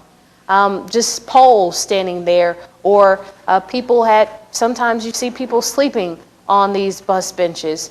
But we do know we have a new park in far northeast Oklahoma City that is also coming. And I think it is very important to point out Henrietta B. Foster Center for Northeast Small Business Development Entrepreneurship to specifically include minority, small, and disadvantaged businesses. That is the title of it, and that is what it should be. And that is what it is for our community to be able to know the history, one, of Henrietta B. Foster and how she fought so hard to make sure that her neighborhood was not neglected. And that neighborhood sits in the Innovation District. That neighborhood is a very vital and important piece of our history of Northeast Oklahoma City. And that neighborhood should be connected in the Innovation District. So with that, obviously we have voted about the Innovation Hall. That's one thing that I'm not as comfortable with, and it's in my ward, because I believe we got an email from someone who said they're bored in the Innovation District. Well, how do you think the community feels? How do you think that community feels around in that area? They don't have access to anything in that area either. So guess what? They're just as bored as you are. So I think those are things we have to continually look at. Again, there is a TIF for the Innovation District that is in place, and I think that's something that we should have been taken into account with this. And we're still waiting for a lot of things to be implemented in the Innovation District, and that's the unfortunate piece. And I don't know if this is going to help them to just soar as they would like, but in my opinion, some of those things should have been done already in order for us to get where we are here. So those are some of the things that I believe the MAPS 4 package says, and I know it will be a vote of the people to approve this. And I forgot the Ralph Ellison statue, Mayor. How did I forget that? One of my favorite parts. I know that's one of your favorite parts. But I think it's important to recognize those who have come before us, as I said previously. And another key person is Mr. Ralph Ellison. And a statue in Oklahoma City is something that we are definitely looking forward to commemorate his life and his legacy. And it's a shame that you have to go to New York to see a statue that's in honor of someone who was born and raised in Oklahoma City. And we don't have one here. So we're going to change that with MAPS 4. And we're excited about that. And also with Northeast 23rd Street and Martin Luther King, there have been some challenges within the last month. And we recognize that.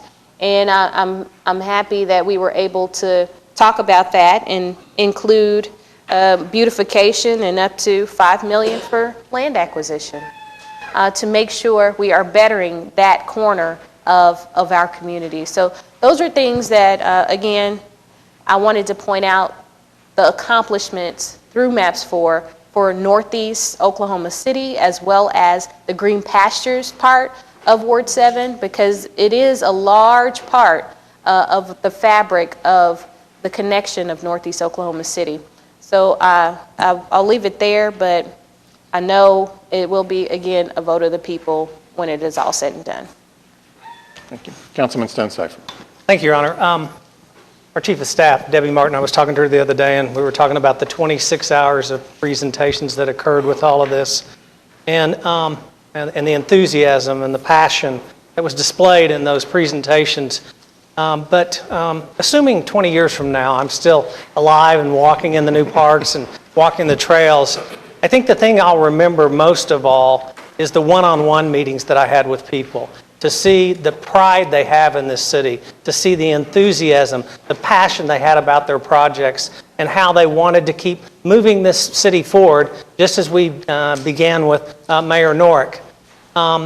In particular, two one-on-one meetings. A meeting with Mayor Norick himself and a meeting with Mayor Cornett. And to look at what we have done with transparency and what we have done with community engagement. I don't think Mayor Norick would mind me saying this, but some of the simplicity of MAPS 1. For example, I would have assumed that there were EPA studies and DEQ studies and engineering studies to build the canal. Mayor Norick said, we looked at California Street and said, that's kind of an ugly street. We ought to put a canal there. And so, we evolve, we get better, we improve. And I think that the wonderful thing about this process is that we did the best we could and we did a good job. I think the thing that I want to emphasize more than anything is I consider myself a neighborhood guy. I wouldn't be here today but for I was the president of an HOA that was having a problem, and I picked up the phone and I called my city council person. And from that we solved the problem. And what I'm most proud of what we're accomplishing with MAPS 4 is giving something back to our neighborhoods, something that we will be proud of for years and years and years to come. I remember the first time when I ran for office, there was an article I read, and a lady said, and I don't know if I completely agree with this, but she said, if your neighborhoods aren't thriving, your downtown is nothing. And I do believe our neighborhoods need to thrive. I do believe MAPS 4 presents us with that ability to make our neighborhoods thrive. And so with that, I strongly support MAPS 4. Thank you. Thank you. Okay, we have a lot of...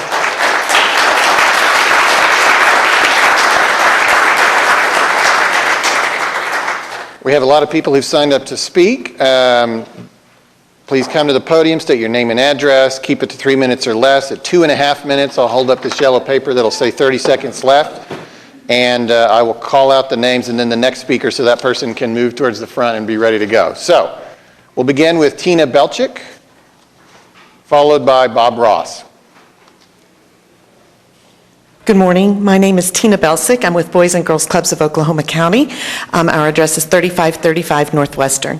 I just wanted to say thank you so much for allowing all of us to have the opportunity to give input on MAPS 4. And thank you to each and every one of you for all the tremendous time commitment that you've made reading, researching, and especially listening through this process. We are excited about this MAPS 4 package and all the positive things it has to offer for our community, including opportunities for neighborhoods, kids, and families. We're especially grateful that youth centers are included in this package. We see firsthand every single day the benefit that youth centers make in the lives of our kids and families and how much they benefit our community. Additional youth centers will allow our community to serve more of the kids who need us most, more often, and with deeper impact. Thank you so much.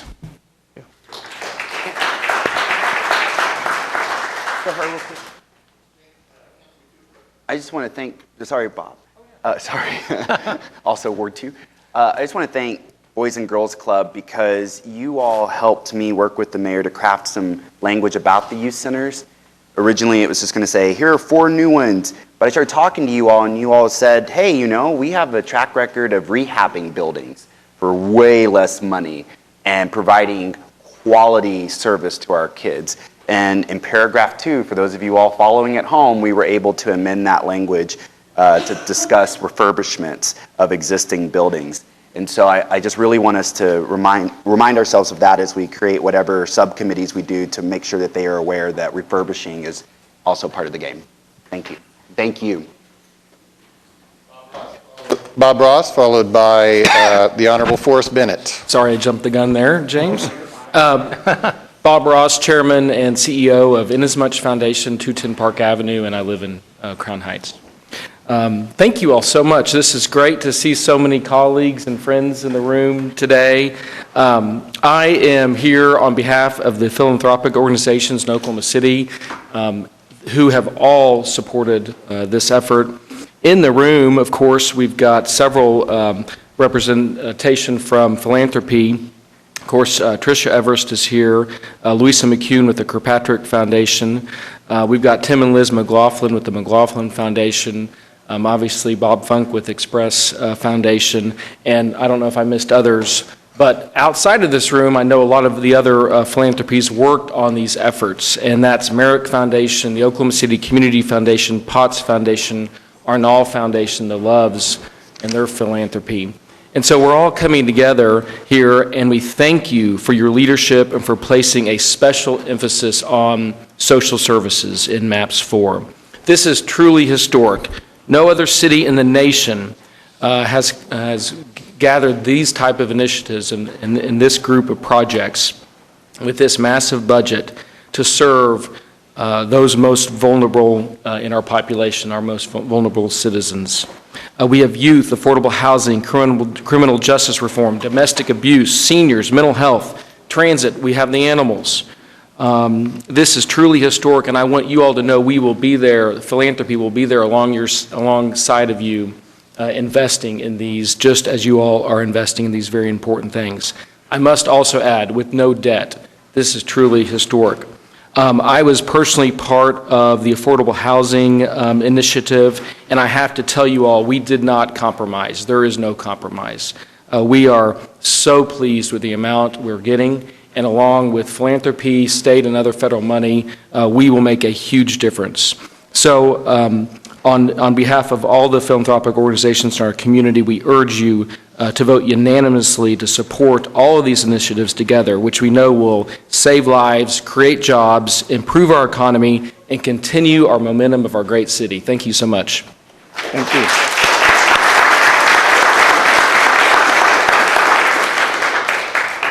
Representative Forrest Bennett, followed by Jeremy Sparks.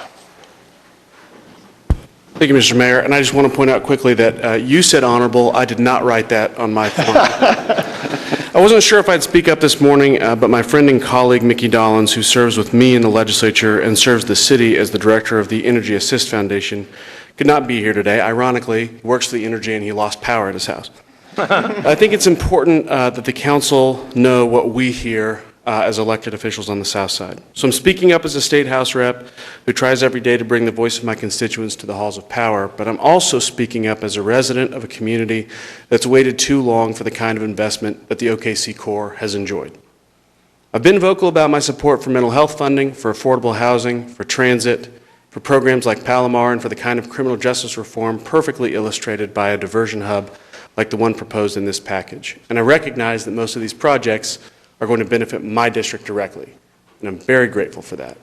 But today, I want to add my voice and my community support for the multi-purpose stadium and the kinds of programs and the outreach that will come with it. We know this stadium will have multiple uses. The website created to promote it lists dozens of potential uses outside of soccer, and many of those supporters want us to focus on those other uses. But on the south side, in my neighborhood, the excitement about this project revolves around soccer. In fact, Southeast High School's soccer team are the state champions this year, and I'd be remiss if I didn't mention that those kids in that school are in my district. Not Mickey's. Soccer is skyrocketing in popularity across the country, but it's no secret that sometimes Oklahoma can lag behind the rest of the country in some trends. And most of that is the legislature's fault, fully aware of that. But the south side is ahead of the city in this trend. And while we have a temporary stadium for a professional team now, it's just that, temporary. And my community senses that. A permanent home, and this is in my notes all in caps, potentially on the south side, for this team means a tangible symbol of what's possible for the kids in my neighborhood who spend their afternoons and weekends playing the game. And the dream of playing at a higher level. Again, potentially on the south side in a pro stadium there. And I'll add, recently that they've gotten to play their game in futsal courts popping up across the city, built by Energy and Fields and Futures. They've gotten to participate in OEFC Academy programs that give them access to pro-level training and, more importantly, give them a place to feel safe and supported, and I cannot overstate how much that means to them and to their families. I realize that to some, this proposal simply feels like an entertainment project. And I've listened to people who claim to know how the entire city feels about this project and all of the other projects, but really, it just depends on what circles you travel in. And in my neighborhood, one filled with people who for so many reasons usually don't speak up for themselves, there's real excitement for this one. And it's my job to deliver that message. Thank you.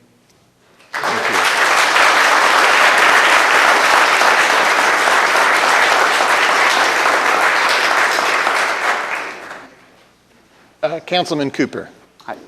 To the Honorable Forrest Bennett's point, I said it during the presentation for the multipurpose soccer stadium, and I'm going to keep saying it until, God willing, it finds its home south of the river. It is very, very important to me as a teacher from Jefferson Middle School that this particular facility is south along or south past that river. Kyle Callahan and his family went to Jefferson. They played on that Southeast team that won that championship. They live in Councilman Stone's ward. I think it's time the South Side not just have the BRT that MAPS 4 is going to do in the new sidewalks and placemaking, but maybe a multi-purpose soccer stadium. All right, Jeremy Sparks, followed by former Councilman Ed Shadid. Thank you, Council and Mayor. Just want to say thank you for the time, the energy, the effort that each of you have put into getting us to this day. It's been a monumental moment, and we're very excited about the forward progress that this city is making. It's been mentioned several times today about diversity and talking about the need for diversity throughout this package. I would be remiss if I didn't say I feel that the Oklahoma City Thunder has brought the state together, has formed relationships, has tore down barriers to bring the state together. Today we have a chance to bring Oklahoma City together with the passage of MAPS 4, specifically about the multi-purpose event center or event facility that's in a part of this package right now. So today I'm representing the South Oklahoma City Chamber, and we are in full support of MAPS 4 as the package, but more specifically, we definitely want to endorse and appreciate the comments that Councilman Cooper has made. We definitely support the multi-purpose event facility, and we would love for it to be located in South Oklahoma City. So thank you so much. Thank you.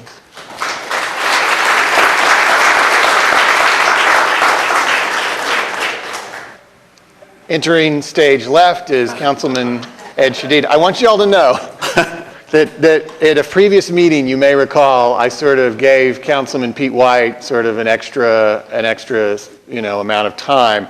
Councilman Shadid reached out to me yesterday to seek assurances that he would receive similar dispensation as a former Not quite that councilman. much, a low standard. But So this may go beyond 3 minutes. Ed Shadid, 5900 Mosteller Drive. Before I get to my main comments, I just want to say, I don't think you're ready for a recession. I think that recession's coming. I think by log rolling as many special interests as you could and making this too big and diverting sales tax, which should be used for operations, you're not ready. And those cuts are going to be painful. They're going to hurt the poor and the marginalized disproportionately. Your endowment program is woefully fiscally irresponsible. It will take you years to collect the money. It will perform worse during recessions when you need it the most.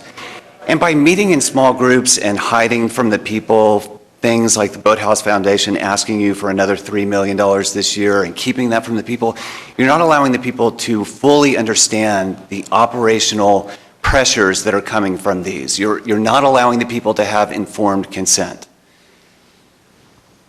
The 1/8 of a cent for parks is at least as transformative as any other program on this list. It at least deserved a hearing. It's disappointing that it didn't, but I think that these projects were chosen a long time ago, and that's for another meeting. As to my, as David knows, and hopefully many of you know, I will, absent substantive changes in the ordinance, I'll file an injunction in district court to challenge the constitutionality of this ordinance and the actions of the mayor and the council, which I think in a very sad, cynical, dishonest way are working to circumvent the single subject rule of the Oklahoma Constitution. I think it's in everybody's interest that once this litigation begins, that it move as expeditiously as possible. And so I'll be represented by a few attorneys, but the lead attorney will be Jay Barnett. He was an Oklahoma City police officer for 24 years before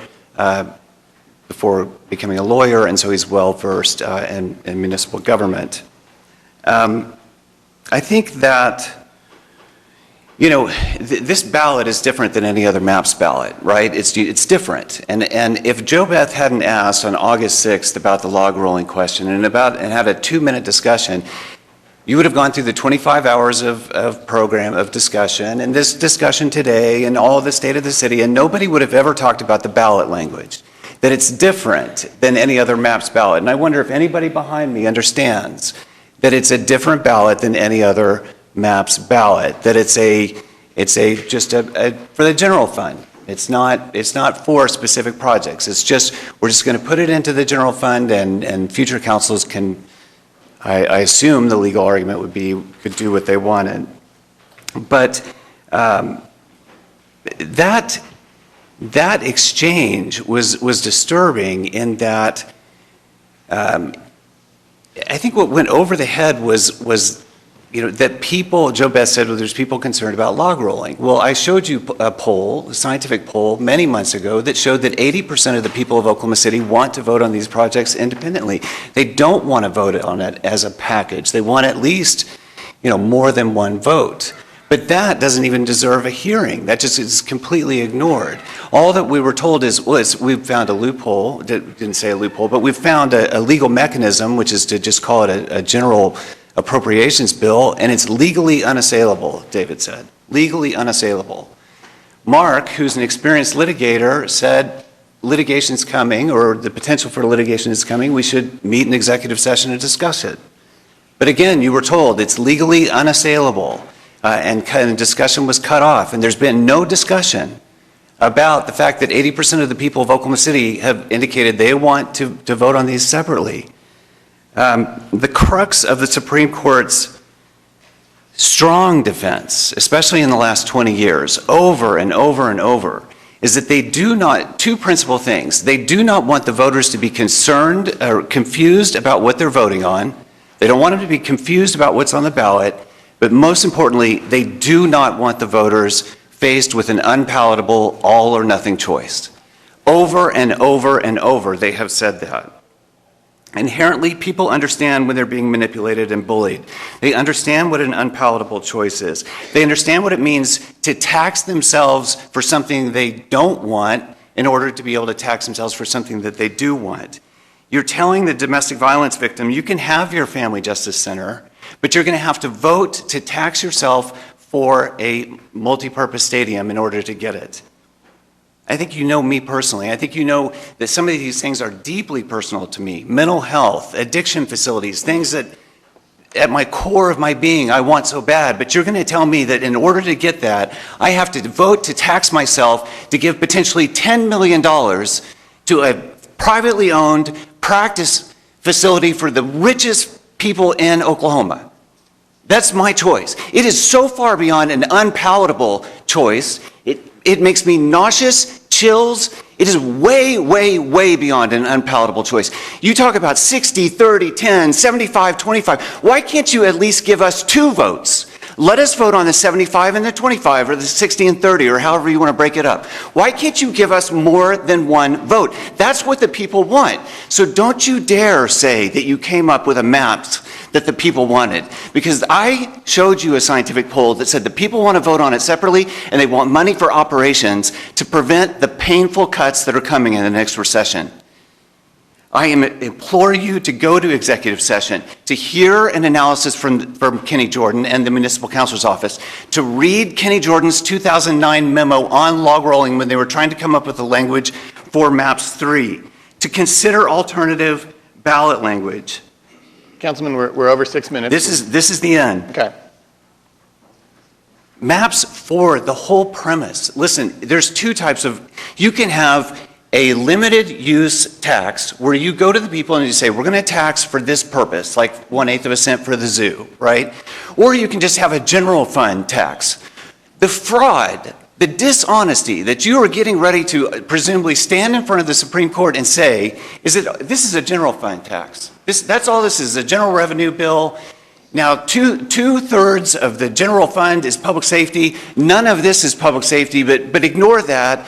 We're going to do a citizens advisory committee. We're going to do subcommittees. We're debating, down to the bridge and dollar amounts. But this is not a limited use tax. This is a general fund tax. That is so fundamentally dishonest.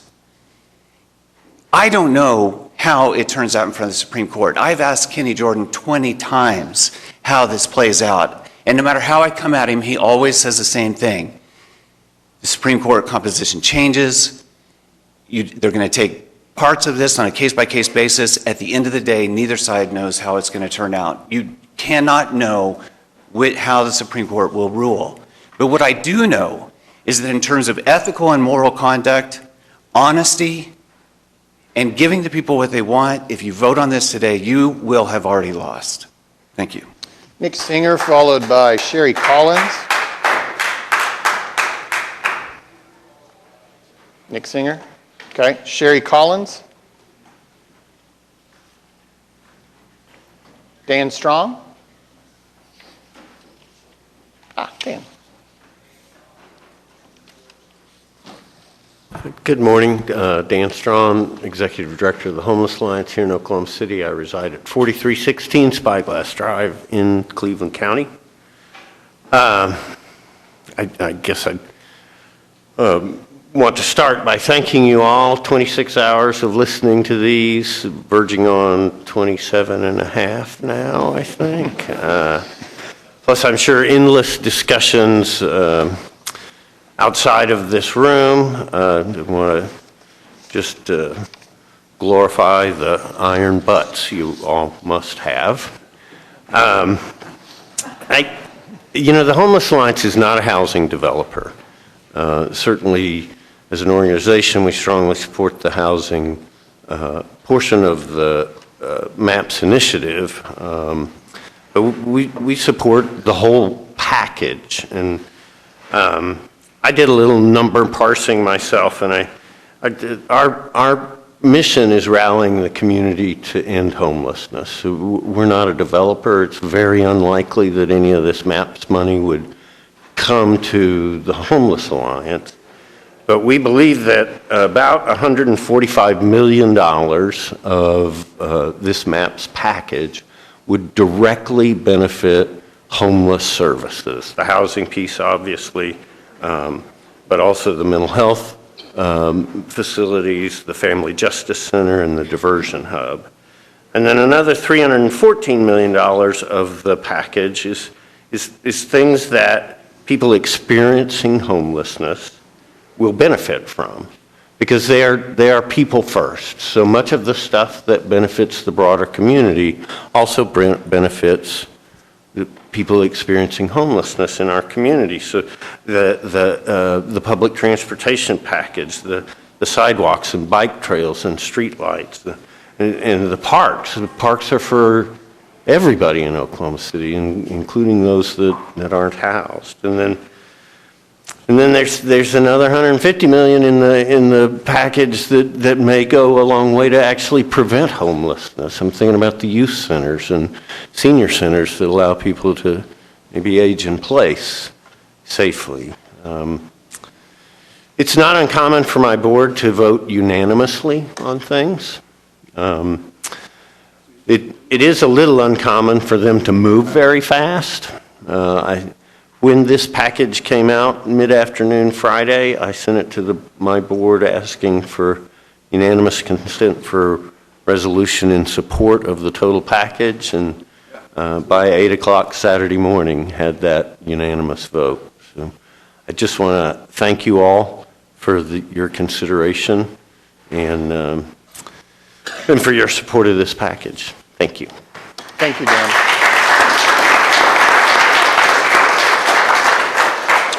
I understand Nick Singer is here. There he is. Sorry. No worries, no worries. Nick Singer will be followed by Stephen White. Good afternoon. No, still morning. Good morning, Council and Mayor. My name is Nick Singer. I'm a leader with Voice. Voice is a coalition of churches, worker associations, and nonprofits that work on issues that face families. We've studied this proposal closely. We've met with many counselors, and we are thrilled to support the neighborhood and social service projects that will start the work of addressing the many serious needs of our city.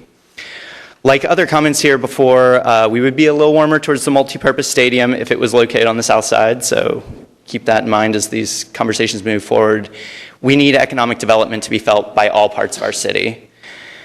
Lastly, we would hope that the council does not come to regret locking in a number of endowments with very low rates of return when you could have split the penny up and funded and generated more revenue for all of our programs. We appreciate, though, that many councilors share these concerns, and we will stay in conversation with them about that and how we can move our city forward together. So thank you all so much. Thank you. Stephen White, followed by David Namatpar.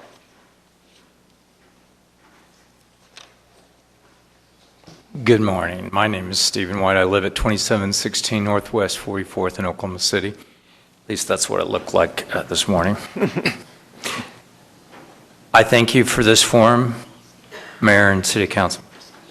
I pray that Oklahoma City, at one point, will build a light rail from Will Rogers World Airport to Bricktown and a high-speed train from Oklahoma City to Tulsa.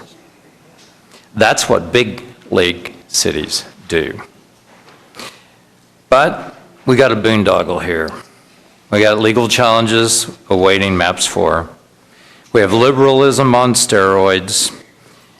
We have the squad meeting in the squatters. And the mayor has signed a petition to challenge my constitutional right to carry. And that's a civil right. Mr. Mayor, I want my civil rights to carry in self-defense. I do not wish for a sweet 16 of pet projects like fancy dog kennels and social justice warriors. Big Tobacco, Johnson & Johnson, Purdue Pharma will pay for close to $1 billion for addiction problem in Oklahoma. So why should the Oklahoma City taxpayer? The federal and state government, United Way agencies, and thousands of not-for-profit agencies and churches provide everything that's in your Sweet 16 of MAPS 4. That's quite a Christmas list, but an take all or none approach in MAPS 4 is wasteful and, of course, legally going to be challenged. I don't want to surrender my property for such a frivolous expense. Since we can't use a line item veto, I will be voting no on the MAPS 4 Commission money grab. Thank you, David Namatpar, followed by Donna Clark.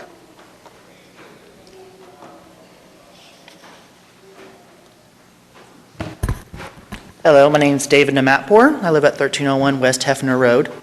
I just wanted to come forward to ask the council to realize that with their vote, they will be deciding for the next 10-ish years how 1% of our sales tax rate will be spent. I would hope that they consider how each of these projects may or may not benefit those who pay that extra 1% on top of our regular state and city sales tax. To consider if this avenue is the best avenue for some of these projects or if they could be handled by the private sector. And if economic benefits touted by the projects will be as far-reaching and felt seen in all sections of Oklahoma City. I would also like the council to consider allowing Oklahoma City residents to vote individually on these projects so that they may vote their conscience. Thank you. Thank you. Donna Clark, followed by Misty Reichenbach. Good morning. The last time I addressed this council was on soccer, addressing how soccer unifies communities across genders. Today I want to talk about lifestyle. The soccer player has a lifestyle that basically consists of 4 categories: nutrition, hydration, rest, and training. Nutrition is eating clean food, hydration, drinking water, rest, getting adequate sleep, and training. They do individual training, they do team training. It's a huge part of their lives.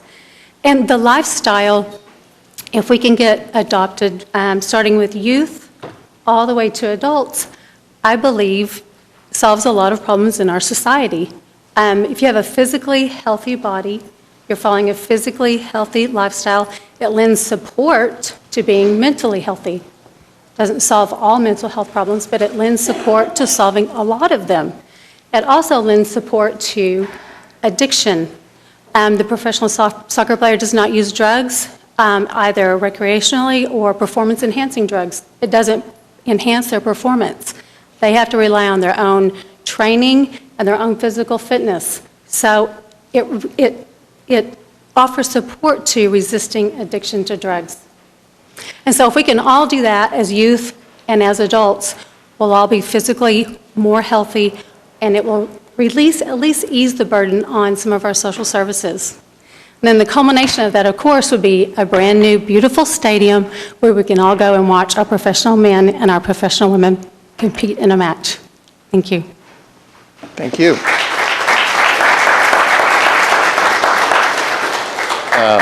Misty Reichenbach, followed by John White. Good afternoon, Mayor, Council, men and women. I am speaking on behalf of Tribe Rugby and the women's side. Rugby is not a big deal in Oklahoma quite yet, but if you remember 10, 15 years ago, either was soccer. So with the building of the multipurpose stadium, we'll be able to bring in more rugby players, make rugby a little bit bigger in Oklahoma. I grew up in Southside Oklahoma. I also went to Jefferson Middle School, and I graduated from U.S. Grant, so the multipurpose stadium being put there would be a big deal because even 10, 15 years ago, it wasn't that great on that side of the city, too. With the building of rugby, we get to culminate all the sports together in that multi-purpose stadium as well. And rugby can start from youth, which I have little 7, 8, 9-year-old boys, all the way to we've got 70, 80, 9-year-old men. They're also playing with us as well. I'm a very big advocate on women's sports, and rugby is a really tough sport, but women can do it as well. So the multipurpose stadium is super important to us. Thank you.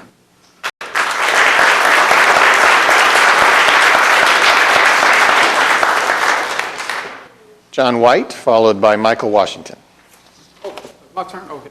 No, you're after Mr. White. Thank you.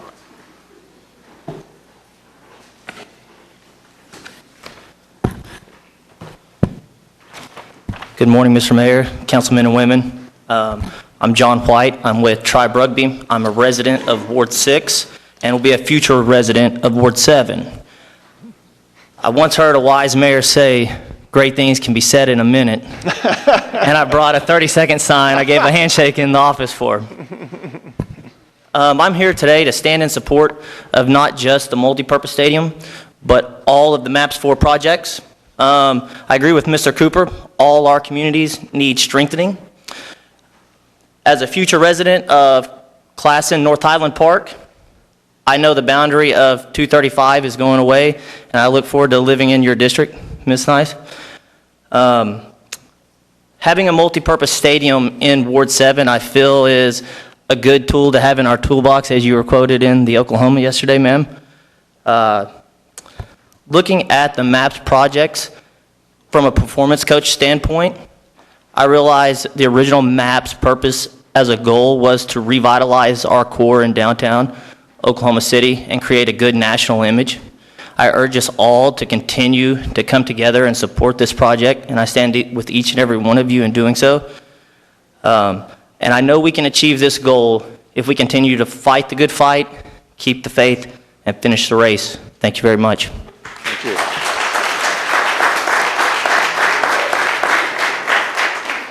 Michael Washington, followed by Graham Colton.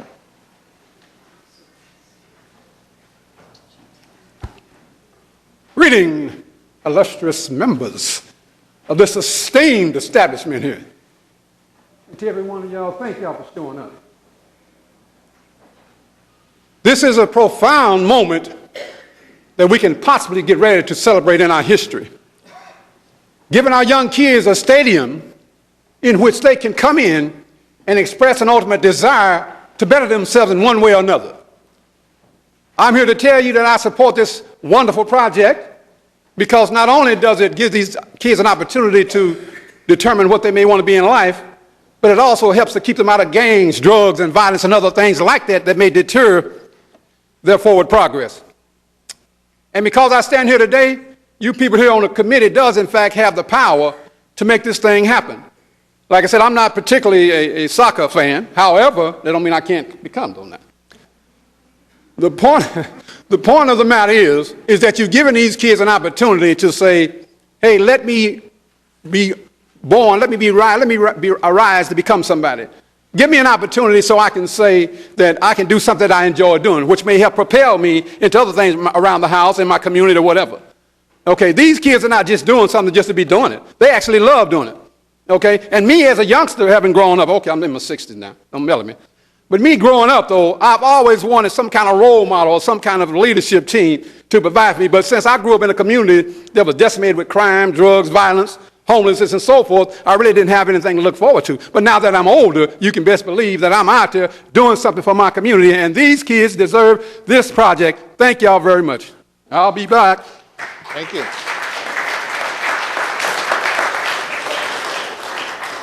Graham Colton, followed by Garland Pruitt. It's tough to follow. Well done. My name is Graham Colton. I'm at 6217 Claridge Court. This is why I moved back to Oklahoma. I had the greatest upbringing in Oklahoma, the greatest experience, high school, middle school. Couldn't have asked for a better experience. I went on the road as a musician in 2000 and played about 300 concerts a year, and a friend of mine said, hey, there's a little house that you can move into if you want to move back after coming off the road. And I said, sounds great. I've heard there's some exciting things happening in Oklahoma City. And shortly thereafter, I was singing the national anthem at the first Thunder game. It was the scariest moment of my life. I was highly underqualified to do that. And I even remember they were painting the three-point line as I was sound checking, and they did it incorrectly. How far we've come. I mean, this is amazing. I mean, I stood there in complete terror singing the national anthem, and I was looking around, and that's what it's about. It was the energy. It was, no pun intended, but it was absolutely inspiring, and it was all a reason and because of visionaries and people that were pushing our city forward. And it wasn't just about the Thunder, although that was a huge moment, but it was a moment where I said, I get it. I'm inspired. I want to be here. I want to do more. I want to take the energy that was in that arena and the connection and the unity and the community of that moment in my life was palpable. I strongly support MAPS 4. I appreciate, and I've learned so much with this process, and I appreciate everyone here and differences of opinion and thoughts. It's been just amazing, and I've never been more proud to be a resident of Oklahoma City. Thank you. Thank you.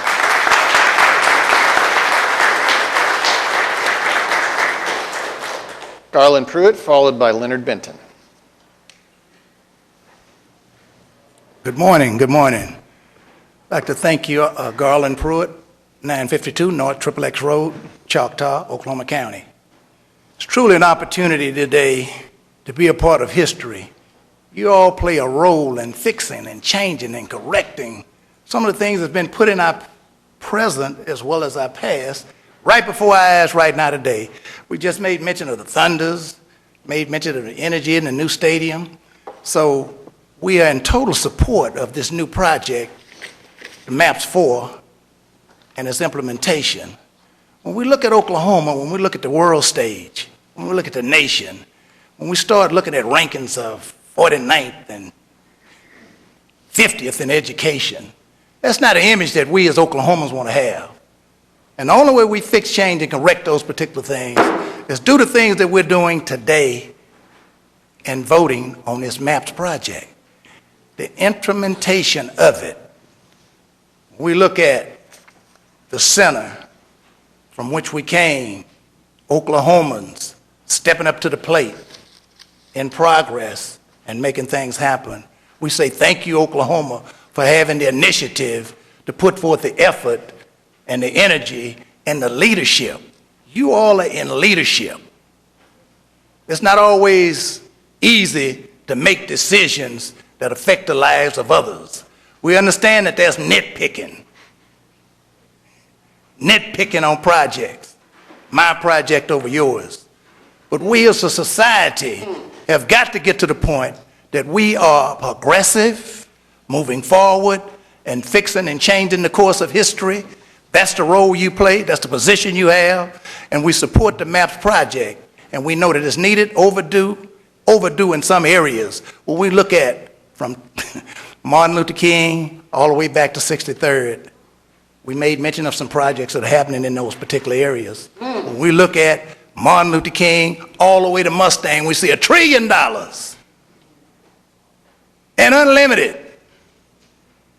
And so when we look at the small projects that are on the east side, that we hold so dearly, that we lived and struggled and still living and struggling in, we appreciate that effort that you're putting forth today to correct that. We can't, but you can. We need your help. We thank you in advance. We look forward to working with you in the future to implement this program and this MAPS project till we get ready for the next project that's going to expand and go beyond where we at today. Thank you. Thank you.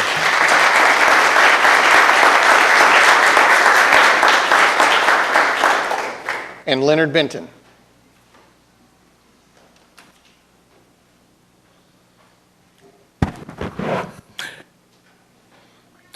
Good morning, Mayor and members of the City Councilors.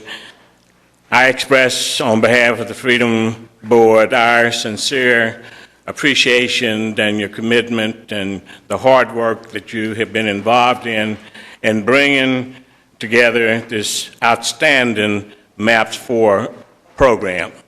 I especially want to recognize and thank our City Council lady, Nikki Nice from Ward 7, for the outstanding leadership and commitment that she's made to not only the renovation of the Freedom Center, but also for the creation of a new Clara Luper Civil Rights Center.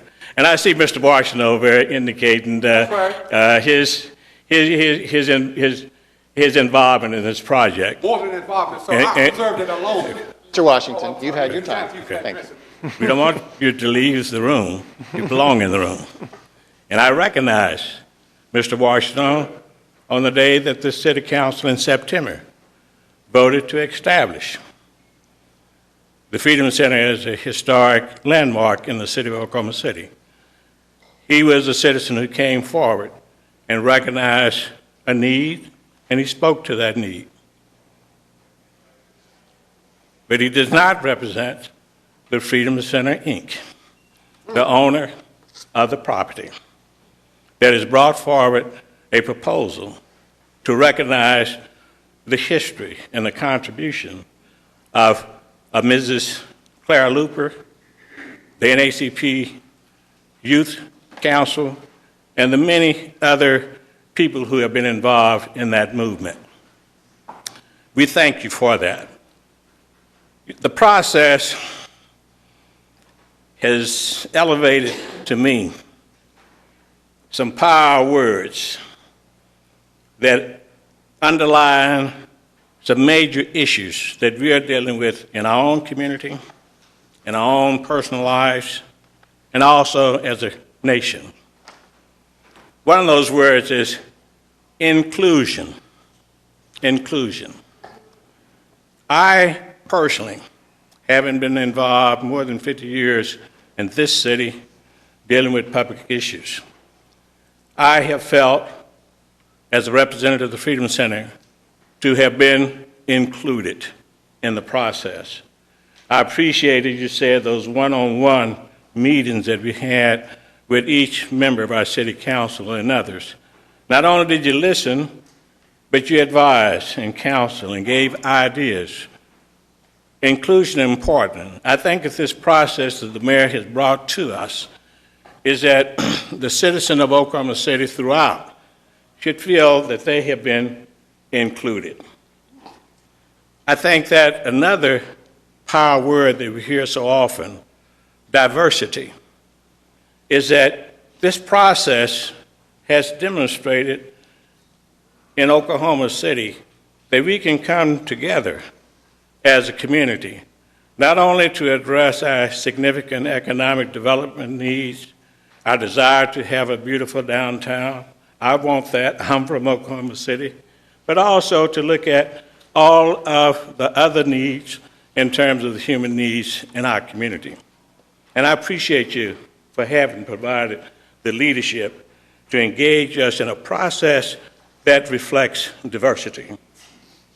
We hear a whole lot of power words about the democratic process, people being disenfranchised from the system. This has been a process of engagement. Every kid in school, they should be invited to come and to see what happens in the democratic process. It is a political process that you don't get everything you want, but it is a process of compromise.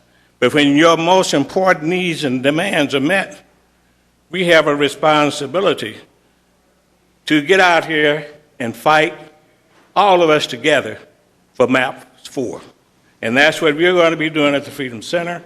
That's what we're going to be doing in our community and in the constituencies that we represent. That's what the democracy is all about.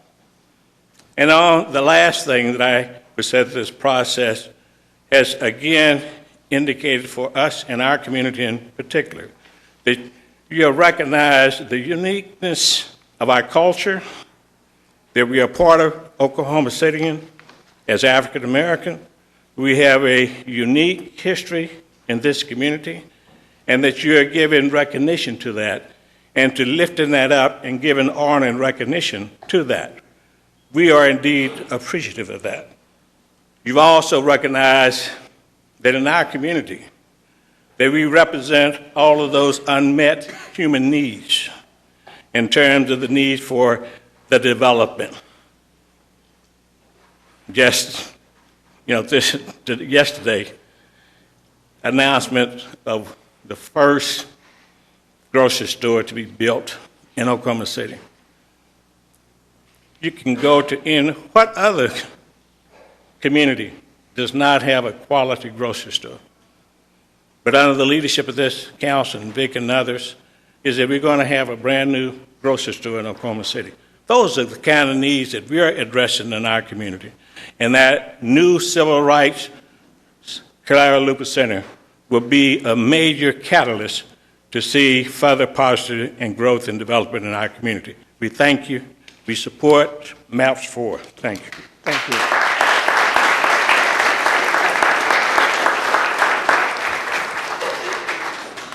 That concludes our citizens who have signed up to speak on this item. All that's left is potential motions and votes, I think. Second. We've got a motion and a second. Any further discussion? Seeing none, cast your votes. Passes unanimously.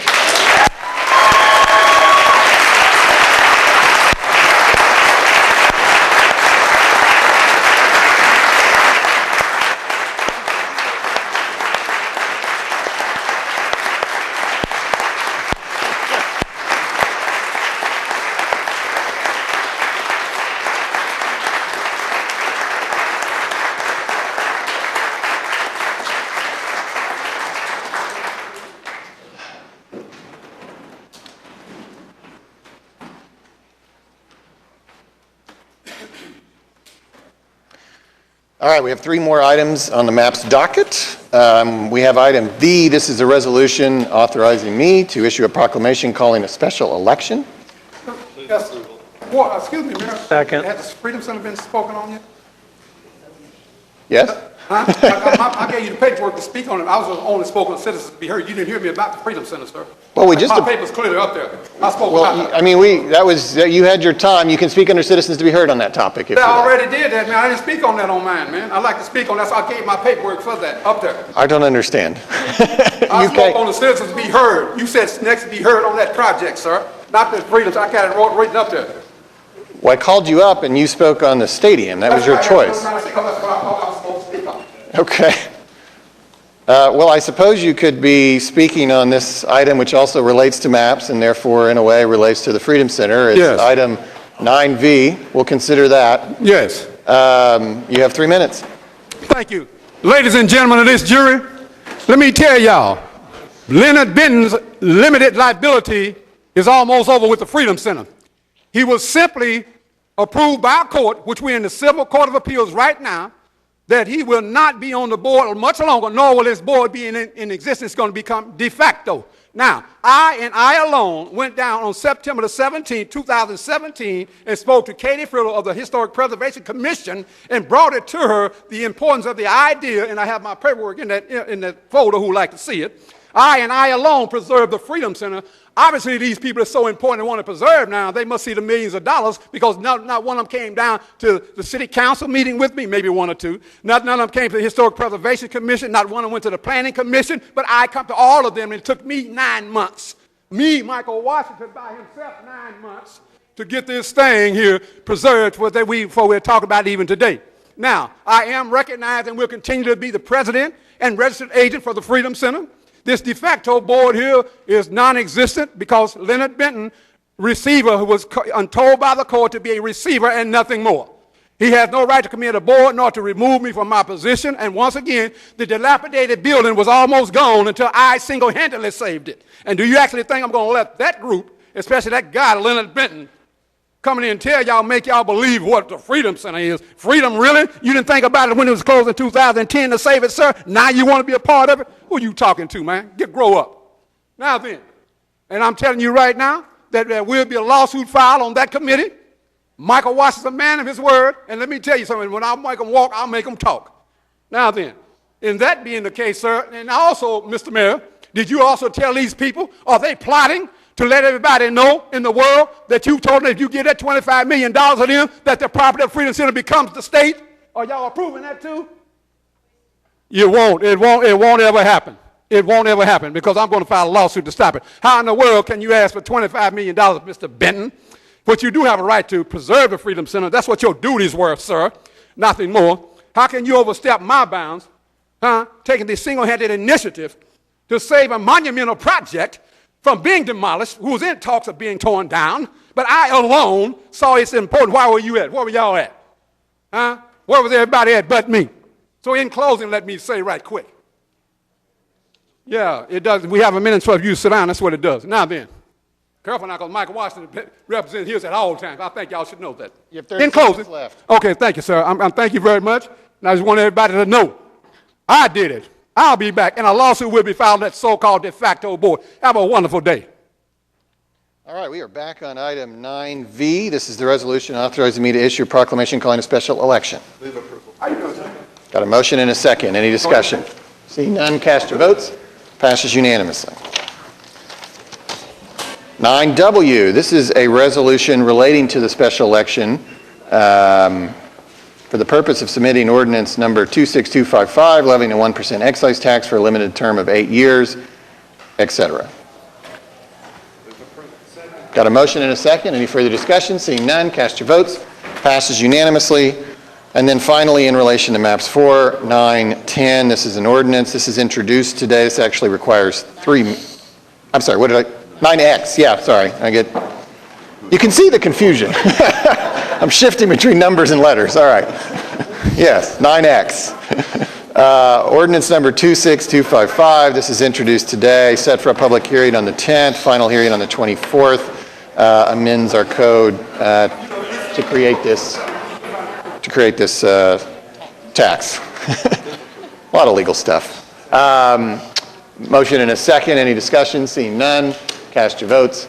Passes unanimously. That concludes the Maps 4 portion of our meeting today. Thank you all.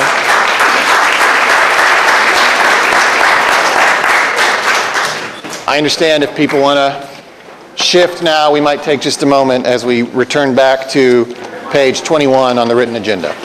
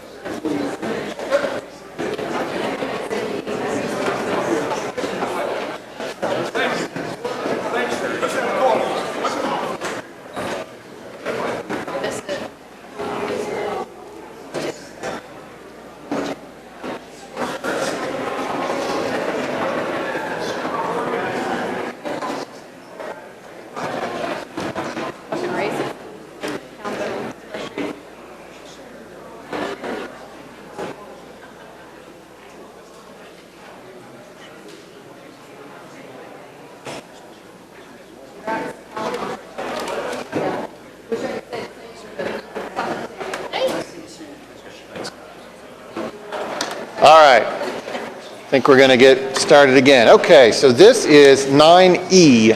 We are back on 9E, Ordinance on Final Hearing. So this is the third of 3 meetings where we're discussing this. This is related to the state medical marijuana laws and bringing our code into compliance. Wait, we have a quorum, right? Yeah, we have a quorum here. Okay. All right. I'll entertain a motion for approval or discussion or whatever. Got a motion and a second. Any discussion? Seeing none, cast your votes. Passes unanimously. 9F1 is an ordinance to be introduced, set for public hearing on the 10th and final hearing on the 24th of September. This relates to our building codes. 1, 2, and 3 are all related to our building codes. And as is our course of typical action, this will be explained today. Again, public hearing at our next meeting, final consideration at the following meeting, and I believe we have Bob Tiener to... Yes, Bob Tiener, our Development Services Director, will give an introduction on this item. Bob Tiener, Development Services Director. Just briefly, this item will introduce the 2015 International Residential Code, International Building Code, and International Existing Building Code. The building code is actually the commercial code, the residential's for. Adoption of these codes will bring us in consistent with the existing state law. The staff's worked with the Central Oklahoma home builders to and they support the changes. The changes are really pretty minor. All the commissions, the working commissions for plumbing, electrical, mechanical have all supported it. So this is the introduction. There's really not many major changes. We're just trying to be consistent. If there's any questions? I've always wondered... No, Amanda, can you... Close those doors.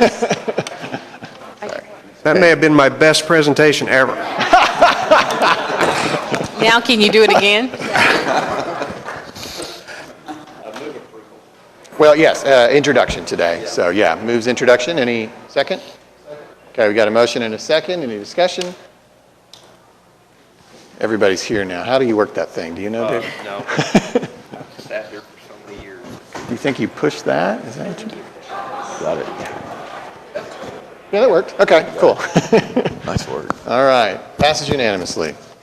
And I guess we need to do 1, 2, and 3. So I need a motion on F2 as well. Second. Okay. Any discussion? Seeing none, cast your votes. Passes unanimously. Now F3. Got a motion and a second. Any discussion? Passes unanimously. Okay. 9G1. 1 and 2 are related to each other. This is about fire code, fire prevention and protection regulations. And this is like the previous item will be introduced today, set for public hearing September 10th and final hearing on September 24th. Yes, sir. Assistant Fire Marshal Prince Morgan is here to make a presentation on the updated fire code. Great. Mayor, Manager, Council. Welcome. Prince Morgan, Oklahoma City Fire Marshal's Office, Assistant Fire Marshal, Chief of Code Compliance. The Oklahoma City Building Code Commission, Development Services Department, and Fire Department have proposed the adoption of the 2015 editions of the codes to be more up-to-date based on newer technologies and options the codes have adopted. The state of Oklahoma adopted these in the fall of 2015. The Oklahoma City Code Commissions have been meeting to update the Oklahoma City standards so we are consistent with the state regulations. The 2015 International Fire Code amendments that are proposed have also added regulations from 2018 Code Edition referencing extraction and enhanced CO2 areas that are common in marijuana production. These provide for the life safety of the occupants as well as emergency responders. The state of Oklahoma is currently working on adopting these regulations also. These proposed codes will update the city standards to current regulations as well as being consistent with the state of Oklahoma, current technologies and alternatives. All right, any questions, comments? All right, thank you. Okay. Okay, we've got a motion for the introduction and a second. Any discussion? Seeing none, cast your votes. Passes unanimously. That's for G1. I need another motion for G2. Got a motion and a second. Any discussion? Seeing none, cast your votes. Passes unanimously. 9H, this is also another item to be introduced today, set for public hearing September 10th, final hearing September 24th, relating to parks, rec, cultural affairs, etc.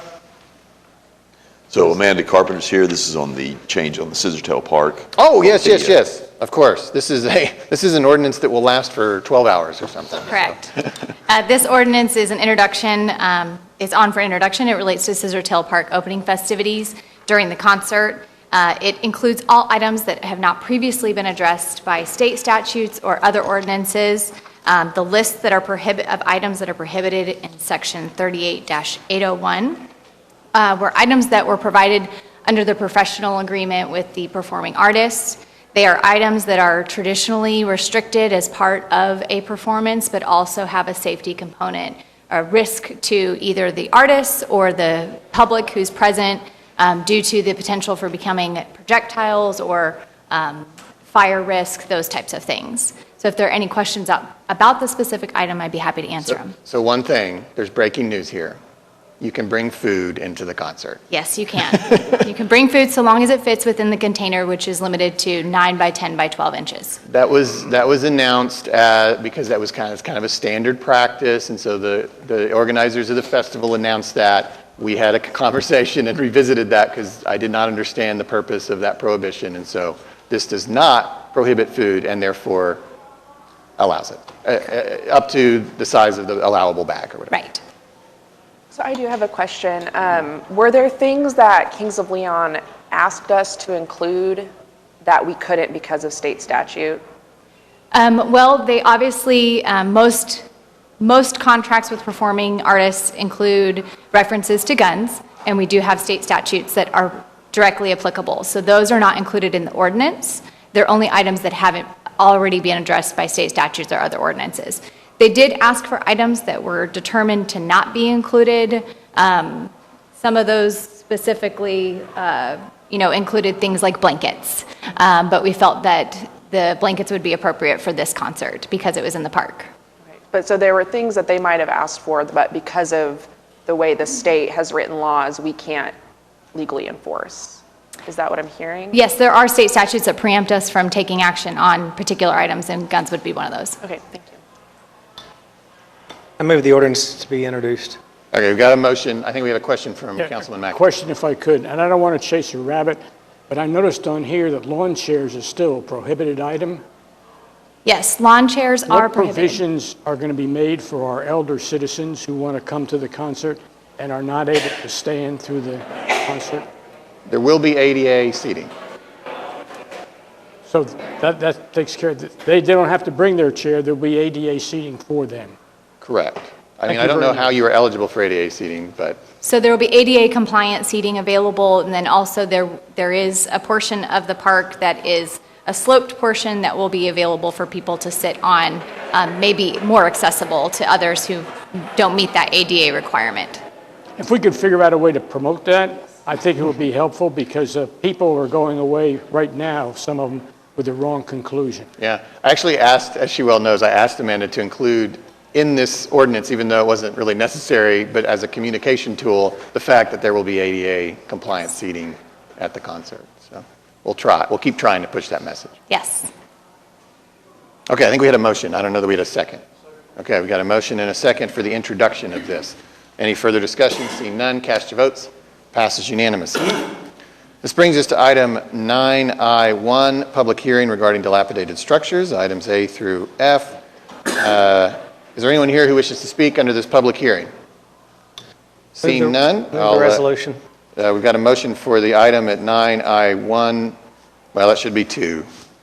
We'll call that a scrivener's error. 9I2, declaring that the structures are dilapidated. We have a motion and a second. Any further discussion? Seeing none, cast your votes. Passes unanimously.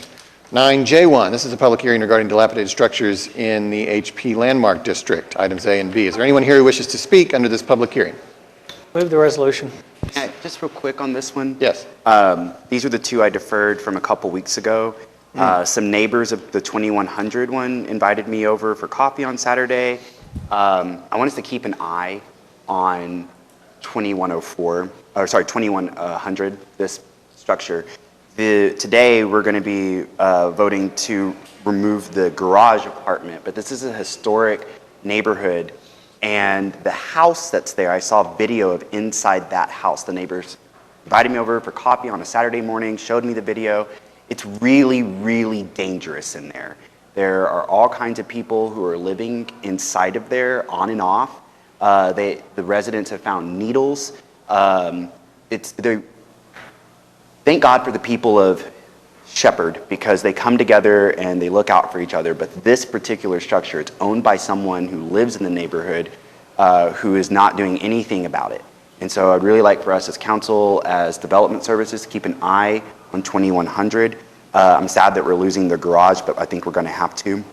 I'm still a little concerned about on item A, 2907. I haven't really heard anything more about that, except for that its removal would have still an adverse effect on this right here. Bob,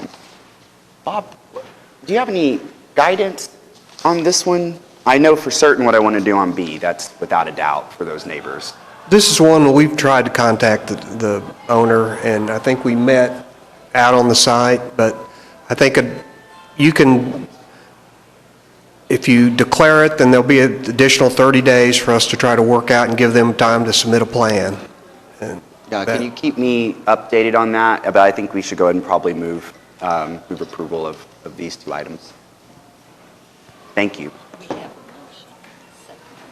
Okay, so we've got a motion and a second on the resolution under 9J2.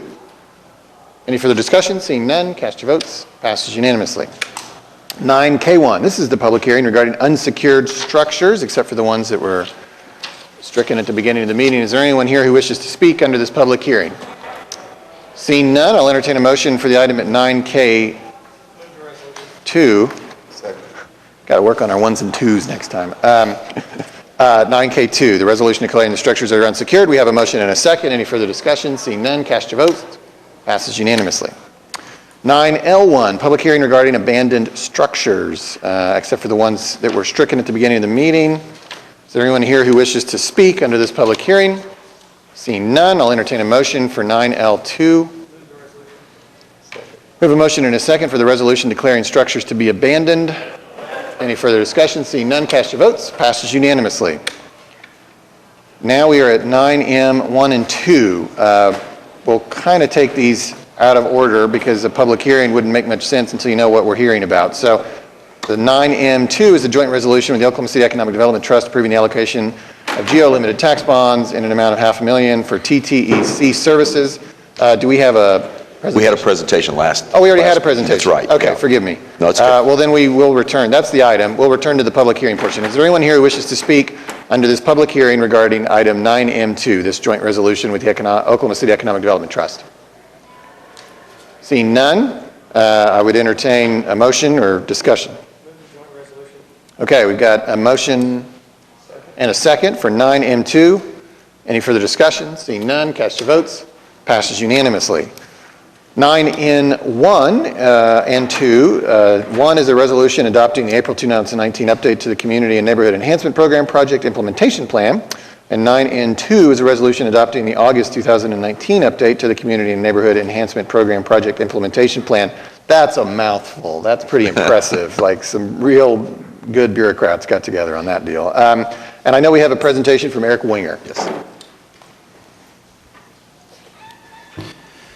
Thank you, Mayor. Both the items that you're considering today are updates to the Better Street, Safer City Implementation Plan. You'll find copies that are, of course, included in the packet. And I show this just as the original plan as conceived and came from the advisory board was approved last year. And it really is the guide of the projects, how the projects are funded in the 5 major categories, But as we were moving forward in the program, understanding that it is a temporary tax, and it's one that's going to have projects that are approved from time to time, we're adding to that list. And so item N1 today increases the implementation plan total by $1,413,288, and it includes 10 additional transit-related projects as sidewalk components. The second item on your agenda increases this would be the August 2019 implementation plan update, $3,238,000. It includes 6 additional resurfacing. 1 is in a residential, 5 are arterial, and they're project budget adjustments, and then 1 additional trail project, which is actually a wayfinding application that's going to be developed for smartphone technology. So as we move forward, this is just 2 of the next amendments. There have been 2 or 3 amendments before this. And just to describe the process just briefly, with the advisory board, we've obviously had a very active advisory board. They continue to meet monthly. For those that are interested, the meetings are here in council chambers. They're generally on the first Monday of every month. They won't be meeting next week because of the Labor Day holiday, so they'll meet on the 2nd. But we're actually having a special workshop in September. So we invite those that are interested to go online at okc.gov. They can find the information there about the workshop, which will be held in the Arts District Conference Room. Regular meetings resuming in October, but the 11-member board has already received these implementation plan updates. They forward them then to the City Council for final approval, and then once approved, it allows staff to then implement those projects. So with that, these are 2 of the next series. We anticipate more as we go through and collect the remainder of the tax through next March, and so I can answer any questions that you might have about these items today. Maybe not so much a question, just a comment. I've lost my Ward 4 representative. They had to move, or didn't have to move, they moved. So I'm looking for a new Ward 4 representative on the Better Streets, Safer City committee. So if anyone's aware of anyone that lives and resides in Ward 4 and might be interested in performing this service, please have them contact me. Thank you. Okay. All right. If no questions for Eric, we have a couple of resolutions here to adopt at N1 and N2.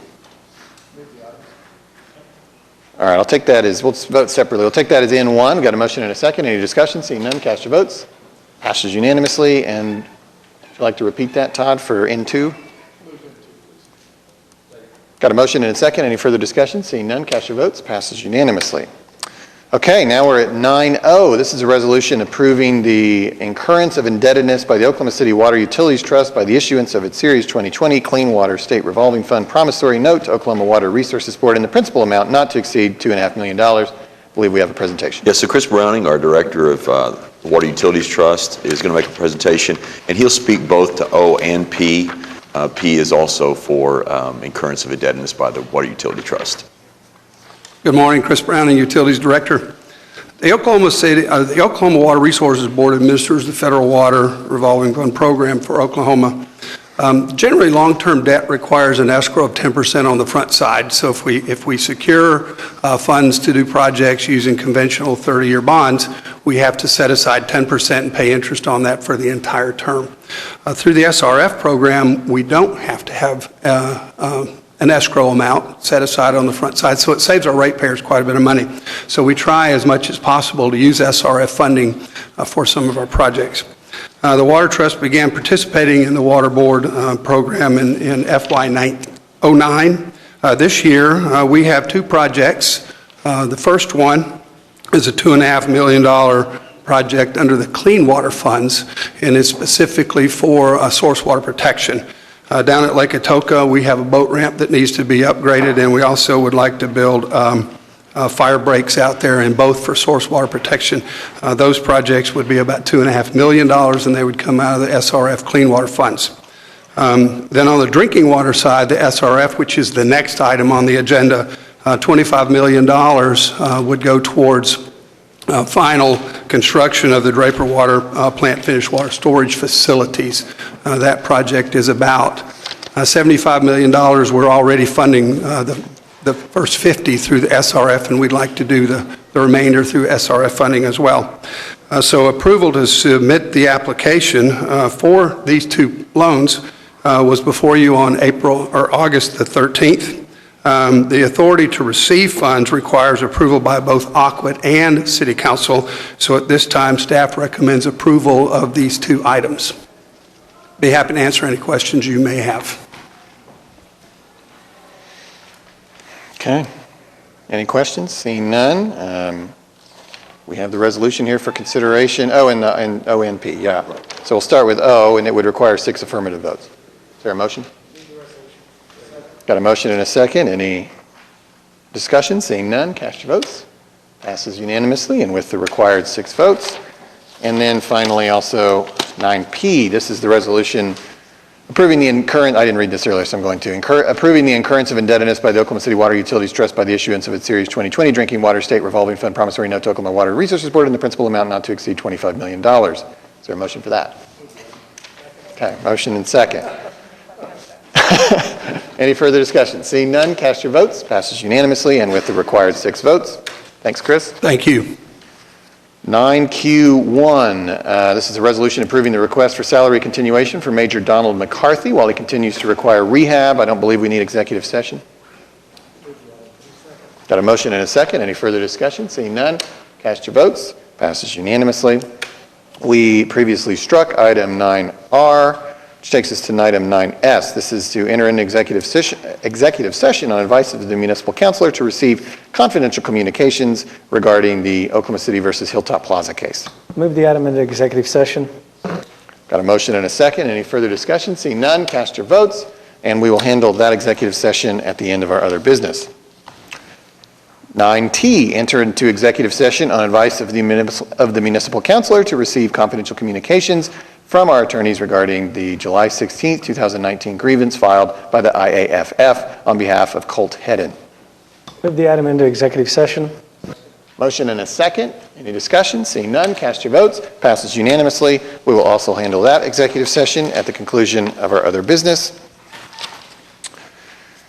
We have already handled items 9, U, V, W, and X, which brings us to 9Y1, a claim recommended for denial. Is there anyone here who wishes to speak on this claim? Seeing none, I would entertain a motion. We have a motion and a second. Any discussion? Seeing none, cast your votes. Claim is denied. 10A1, claims recommended for approval. Is there anyone here who wishes to speak? Seeing none, I'd entertain a motion. Got a motion and a second. Any further discussion? Seeing none, cast your votes. Passes unanimously. Now we are on our final page, 11 items from council. Item A is a resolution of the City Council in support of the referendum petition, which will give Oklahoma voters the opportunity to vote on the repeal of House Bill 2597, allowing permitless carry. Councilwoman Hammond. And there is someone who's signed up to speak. Oh, okay, great. Well, I'll just start out by giving a little bit of context for why I thought this was appropriate. In March, before I was sworn in, Councilman Cooper and I kind of went on our rounds of orientation with all these department heads throughout the city, and we had been scheduled to meet with Chief City one afternoon, and he walked in to meet with us right after leaving a press conference, speaking out against the permitless carry bill that was passed by the legislature. Citing that it would create difficult situations for his police force, that it's not something that makes our community safer, and just generally, I think as it relates to these bills that the legislature passes that takes away control of local government bodies from being able to make decisions about our spaces, needed to be something that I wanted to ask this council to support the effort spearheaded by Representative Jason Lowe and Moms Demand Action to put this on the ballot truly for the people of Oklahoma to decide on. And I will also just make the note that, there's been discussions of, firearms at the Scissortail Park concert with Kings of Leon, and my understanding is that if this bill had gone into effect before November 1st, the city would have almost no ability to even have security, to have people check in their firearms and let security know that they have firearms going into this concert. So in my mind, that colors our state as having a reputation that that we might not be competitive for events and concerts, like having a group like Kings of Leon, who's internationally known, to come and play in city spaces. So that's why I felt like it was appropriate to bring this to council, and I'd love to hear anyone who signed up to speak as well. Okay.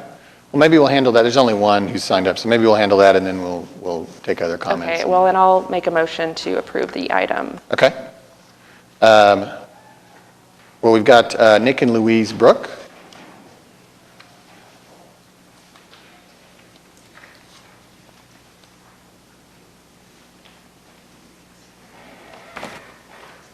I'll start by thanking the mayor. I've felt really a leadership vacuum from my government, and I really feel like you've stepped up, and I'm really proud that you're my mayor.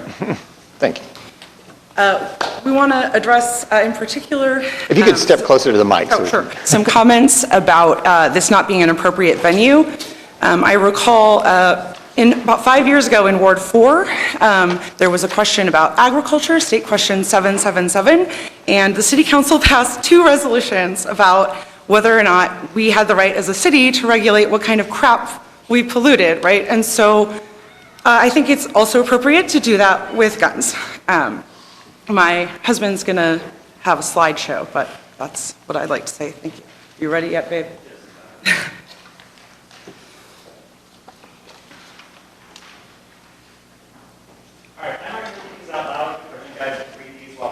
But I wanted to point out some of the things that council members have been quoted in the paper saying about this resolution. Is this my quote, I'm assuming? Yes, there's one here for you, Mr. Stone, and there's another one for Mr. Stonecipher. So these two are quite similar. You'll see that they feature certain key words between the both of them. They both say nonpartisan. So there's a suggestion that this proposal is partisan, and there's a suggestion that gun regulation is a divisive issue. Now, this kind of pearl clutching is very common anytime anyone talks about any kind of gun regulation, but we should point out some plain facts. This was a survey that was done in March of 2018. So it's old data, but I don't think people feel that much differently about it less than 2 years later. 89% of Oklahomans support requiring permits for people to carry loaded guns in Oklahoma. This is data. It's not a fact. It's just a survey. But 89% is kind of a lot. These are not Republican dead people and Democratic dead people. Mass shootings are expensive. They're expensive for cities. Those recovery centers that they have to set up in Dayton, that's, MAP's money would go to pay for that kind of thing. So this is a municipal issue. Stillwater just last night passed a very similar resolution to the one that we're asking you to pass today. And I want to point out that the thing that we're most excited about voting on this resolution is an opportunity to get every single member of the council on the record about this. Because we also know that 68% of Oklahomans surveyed in this same survey were less likely to vote for a candidate who supported removing requirements for this sort of thing. So that's all. Thank you very much. I hope that you vote your conscience and vote wisely.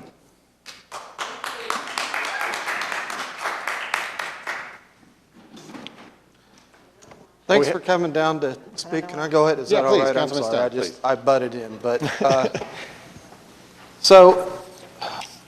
it's no surprise, I guess, that I plan on voting against this resolution. The only reason, and I fully support your right to petition, I fully support your right to vote on this. I do feel like in my ward that it's a divisive issue. I've heard from constituents on both sides. I can tell you personally, I could debate both sides of this issue all day. And I do often internally, which probably isn't a very healthy thing. But my problem is that, for me, trying to bring up a divisive issue on city council is problematic. And when you say that I'm maybe pearl clutching, I don't fully understand that term. I'd like to point out that, excuse me, let me finish my thought. talk about nonpartisan. I mean, I can tell you up here that some of us are more progressive and some of us are more conservative. But really what, in my mind, I was elected to do is to try and focus on city business. That's it. And I try to maintain my focus on city business. And as we saw today, we've got a ton of city business that we need to address. We still have a ton of city issues we need to address. So I fully, those that are going out and petitioning, I see that as our democracy, working the way it should. And I hope if the votes or the signatures are attained on this, I hope that everyone goes out and votes their conscience. I can tell you I certainly will. And I fully understand that our mayor, he feels a certain way about it. He went out and he said, hey, here's what I did on this. And I applaud him on that. But I think when we, around the shoe, as a group, try to sit here and bring up issues that are, in my opinion, divisive to Oklahoma City, I don't think it's healthy. Especially when our vote, at the end of the day, we don't have a lot of say in this matter. We don't. I wish, I wish we had 20 people here from the State House and State Senate that could sit there and explain to us their vote. Unfortunately, we don't. And the reason that I'm against this is because I think that it starts to open a Pandora's box where we could be sitting around here 2 weeks from now and I'm going to bring up a resolution regarding an item that maybe is very important to me, but I know it's going to create divisiveness among this group on the shoe. And I think it's very important that we all are able to, we're not going to always agree, that's very clear, but we always need to be able to communicate with each other and strive to understand where the others are coming from when they form their opinion. That's the only reason that I'm against this. Mr. Stone, I would posit that the person in the 11% who is imposing their will on the 89% is the one who's being divisive. Mr. Stone, of all the members of the council, you are the one that I sympathize with the most. Ward 4 is near Tinker Air Force Base.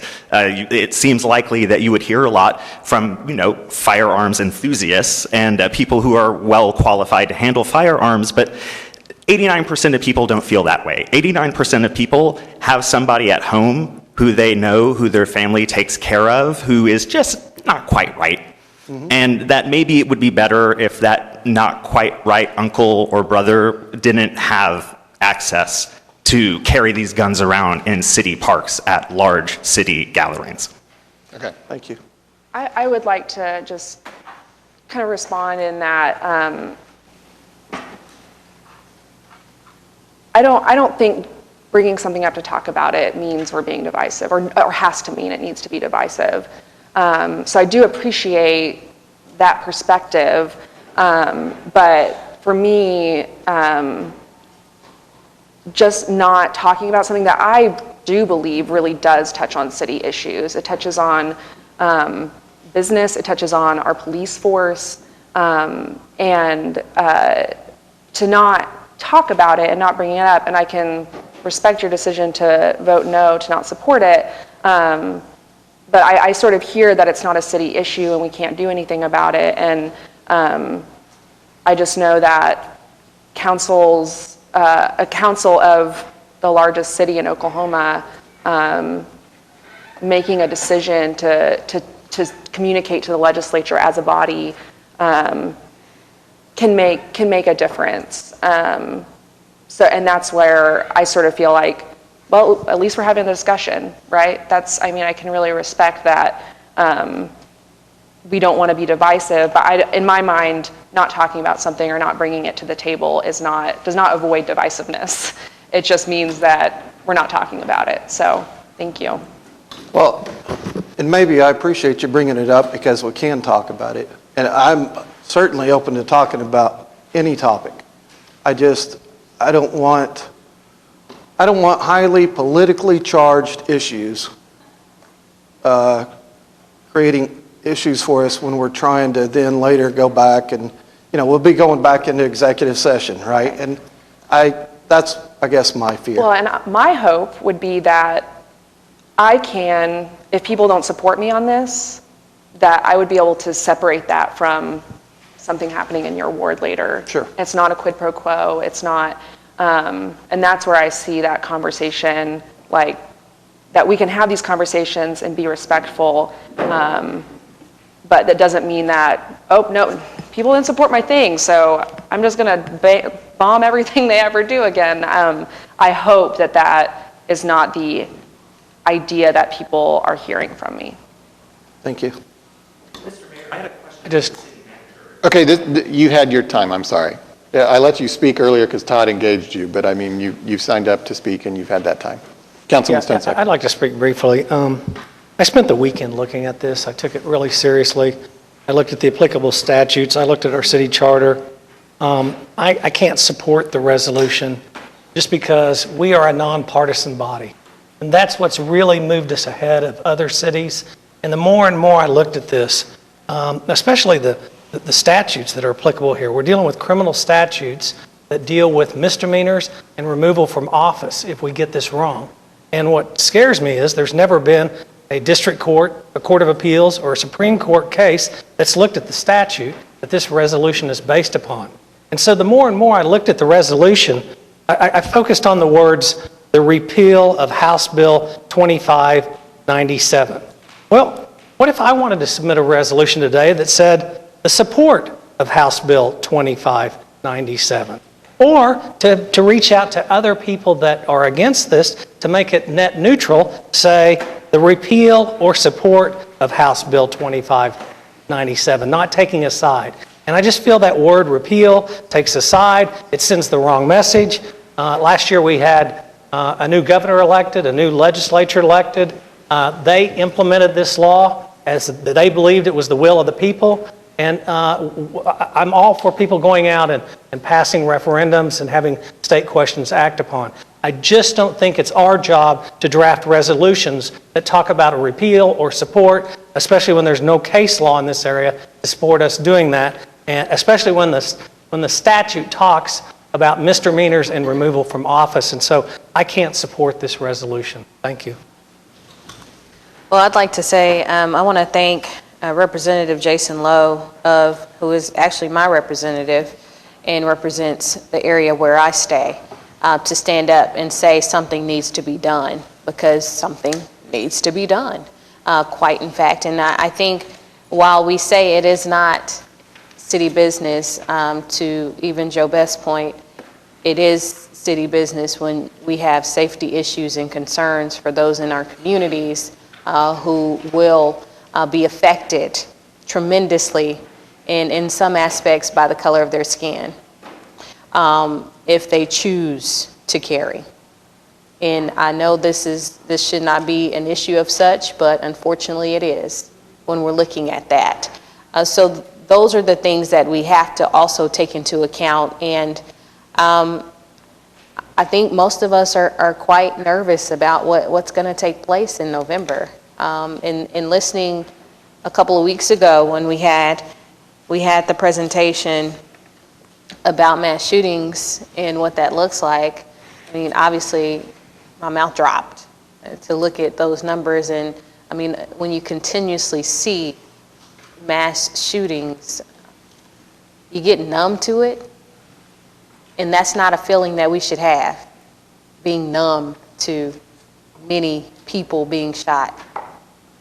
And I can't imagine the families and the trauma and how much more that the families have to go through in order to just recuperate from someone else's actions. And those are things we have to look at. And I think it is, again, important to point out when this bill was signed that our very own chief of police said, this will not work for us. This cannot be for our city.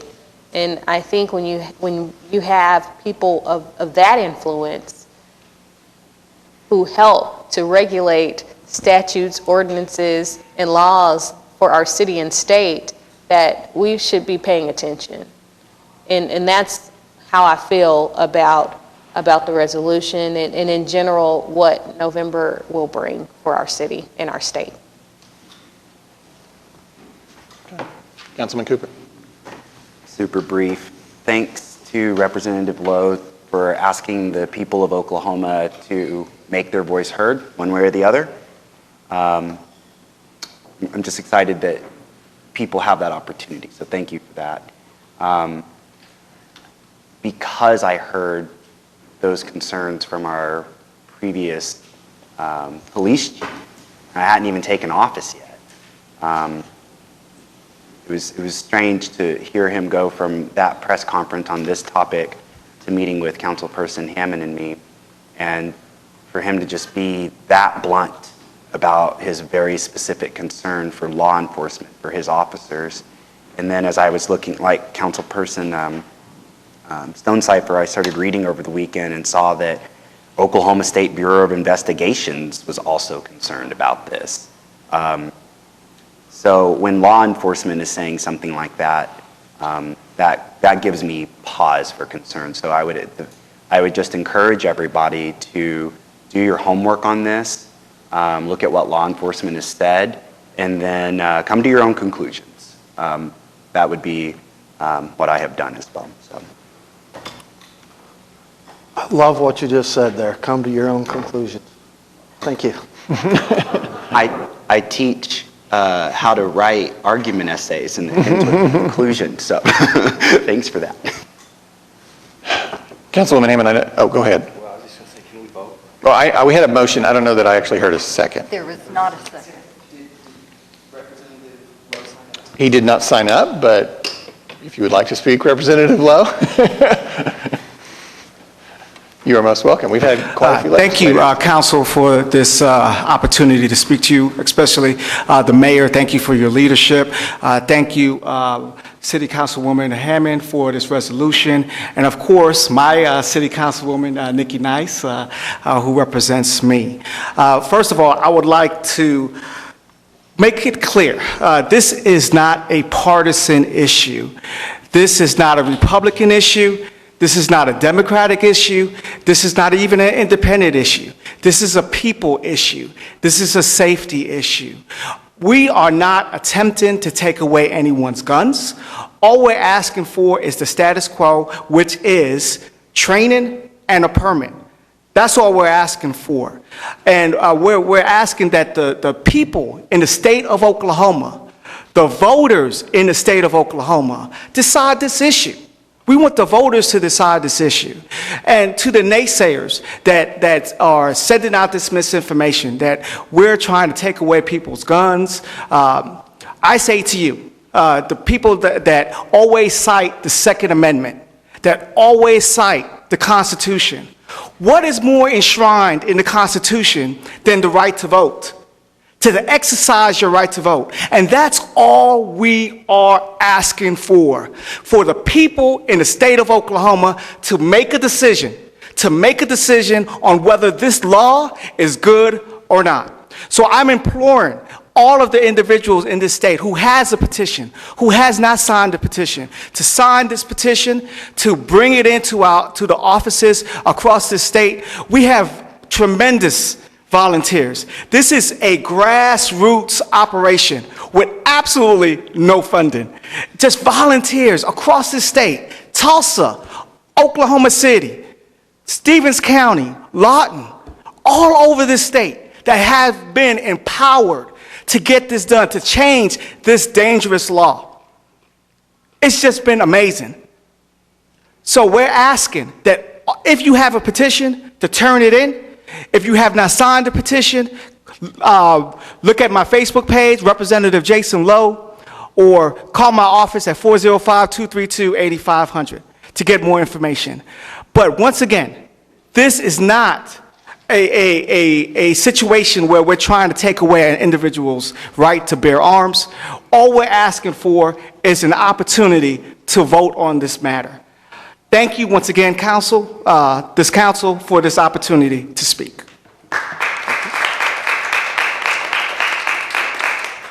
Okay, we had a motion. Is there a second? Okay, motion dies for lack of it. Okay, all right. You seconded, okay. Any further discussion? Seeing none, cast your votes. Fails 4-5. All right. Item 11B is a resolution authorizing the city manager to initiate a rezoning application on behalf of the city to establish a healthy neighborhood overlay district for properties partially or wholly located within the 73111 zip code. Councilwoman Nice. Yes, I actually had a presentation, so I'm not sure. Oh, there he is. On this item? Okay. Oh. All right, we'll get to that. And while we're still in the time of our moratorium, obviously a lot has taken place and a lot has changed, even within that time frame. So with that, I want you to just be aware and see what I see every day in the 73111 area of our community. And this is what we know.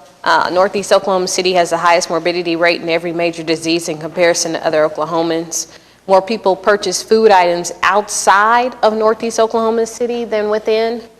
Obesity and smoking rates are higher than Oklahoma and the nation, just in that area. There is a significantly lower life expectancy, although there are some studies that say 5.9 to 6 years. There are other studies that say up to 18 years less life expectancy. We're looking at highest obesity rates. All cancer mortality is greatly increased, and breast cancer is 2 times higher in just that zip code alone, 73111. These are the current places where Northeast residents shop or eat. There's 22 restaurants that are including fast food options, and there are 13 gas or convenience stores that are located in that zip code alone. There are 0, and I repeat, not one, grocery store in just one zip code that about 5,000 people live in. 5,000 people do not have access to a grocery store. This is what exists now, right now in that same zip code. We're looking at, this is the Sunshine Market. Some call it Otwell's, Cash Saver, 1149 North Martin Luther King, and that's not even in the 73111 zip code. It's located in a whole nother zip code, 73117. And this is what the store looks like. If you've never been there, I encourage you to go in to see what the community is subjected to. And this store in particular is one of those stores where you have to pay your receipt looks as if you pay 10% extra, which is, I guess, they call it a cost for the product of those stores. This is another view of what the community has to shop in that same store. And another picture of as far as meat and just in general of the products. This is a Family Dollar, which is located on 2036 Northeast 23rd Street, which is literally 23rd and MLK, adjacent to where the Smart Saver is that just closed.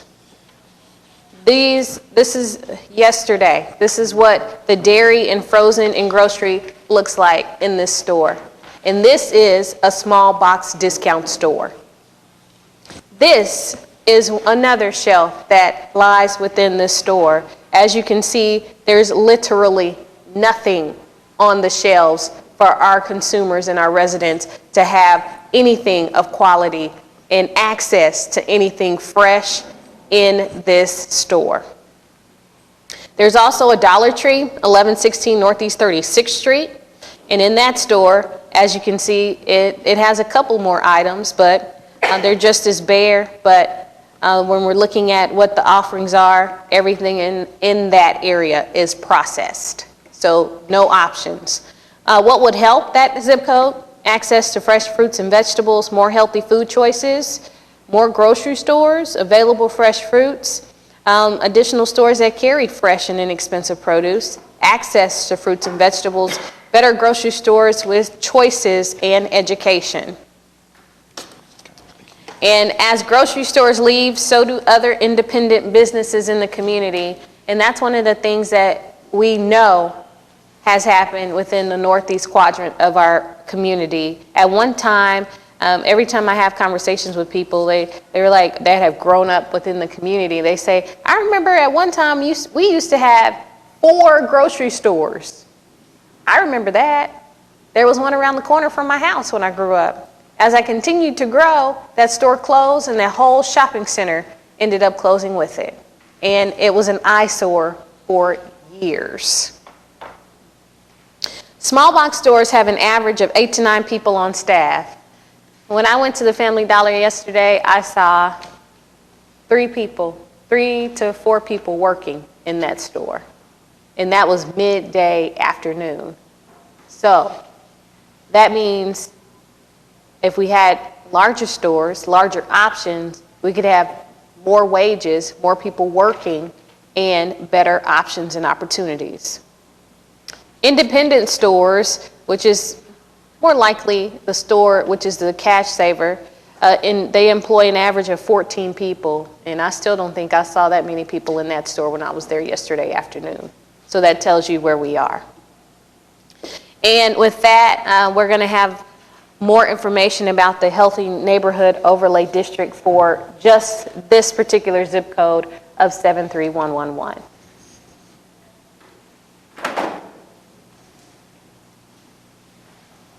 So the idea is that this would be a pilot program specifically for 73111. It would provide the distance requirements for small box retailers to go in at least 1 mile from each other, unless they can come up with a component to provide at least a minimum square footage for fresh access to fresh foods, fresh meats, and vegetables. It's very similar to what was provided in the moratorium. This is the introduction of this item, and we would be proposing that it go forward if that's the wish of the council. I guess the question I have is that, Amanda, sorry. I'm supportive of the resolution. I just want to understand the mechanisms and how it works. Will we amend ordinances? Will it amend our zoning code? Is it in perpetuity? Does the overlay district just last for 10 years? I just don't know much about it. So this is amending the zoning code to create this new overlay district that would be applicable if they met the conditions. And Jeff is available to speak more about what those conditions are because they're based upon USDA food desert conditions. Sure. So define overlay district. an overlay district is specific to a designated area. It's to be, the legal description is defined, which is what we brought back to this council. And it will, those regulations and that information will be provided to the council, and then they would be applicable only to that area. That's why we say this is a pilot program to be used for 73111 at this time. And also, excuse me for interrupting, but your underlying zoning of the properties remains the same. This is another layer on top of it that just deals with this one subject. All right, that makes sense. Thank you very much. So would that look like, so I'm assuming like if you went in there for a zoning application in 73111, how would that look different to you when you go to apply for a zoning in there? In your plans, you'd have to show that you're going to meet the requirements of the overlay to be able to get a building permit. And the requirements of the overlay have to do with the square footage of fresh foods, is that right? Kind of like the moratorium? Yes, that's exactly what this is, and this is to halt the proliferation of those small box stores, because we want a grocery store in that zip code because we don't have one. And even with the announcement yesterday, it's outside of that zip code. But it is a great resource for our community coming forward, but we still need access and more access and better access for our community. And again, as we continue to say, this is not the city, this is just one zip code. Yeah. So is your thought then, just to clarify, your thought is that the proliferation of the small box stores help to drive out the bigger grocery stores? Yes, according to the studies, they have proven that the proliferation of stores have now outnumbered Walmart and McDonald's combined. Wow. And they're coming in as much as they can in low income, in rural areas. And I'll say this, in my opinion, they haven't been good stewards of our community. Because did you see that? Yeah. That's what they look like.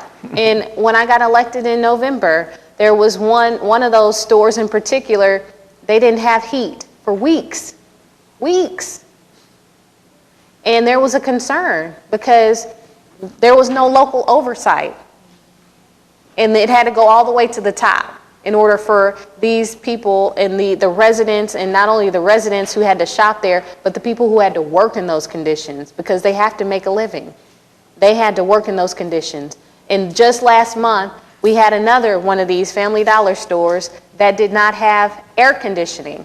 And they had to shut that store down for over a week because they did not have air and access to air. These are not conditions that we want in our community if they're not going to be good stewards of the people that work for them. The ordinance is also premised on, just as Councilwoman Nice pointed out, the health concerns that are created by small box discount stores. The fact that they only have the prepackaged lends itself to create those health conditions that currently exist right now and will continue to exist if that's all that's available to the community. Right. And I'll add to that, with the health task force that we have implemented since this moratorium, that's one of the things that we are working towards, bettering the health conditions and outcomes for our community. Obviously, it takes access to healthy fruits and vegetables and education of such as well, but we're also working on community gardens being established within our community. We're working on making sure there's food distributions for availability. And obviously, with what happened with this grocery store closing, you know, there's no access. People have to drive or be taken to certain areas, and that affects our seniors that live in these areas. That obviously affects the young people and their parents who have to provide and can no longer walk to the corner to get those needs met. And if they go to any of these stores around them, they still don't have access. So those are the things that we can provide as far as to make sure that people are coming in to help us meet that need just for this one zip code right now.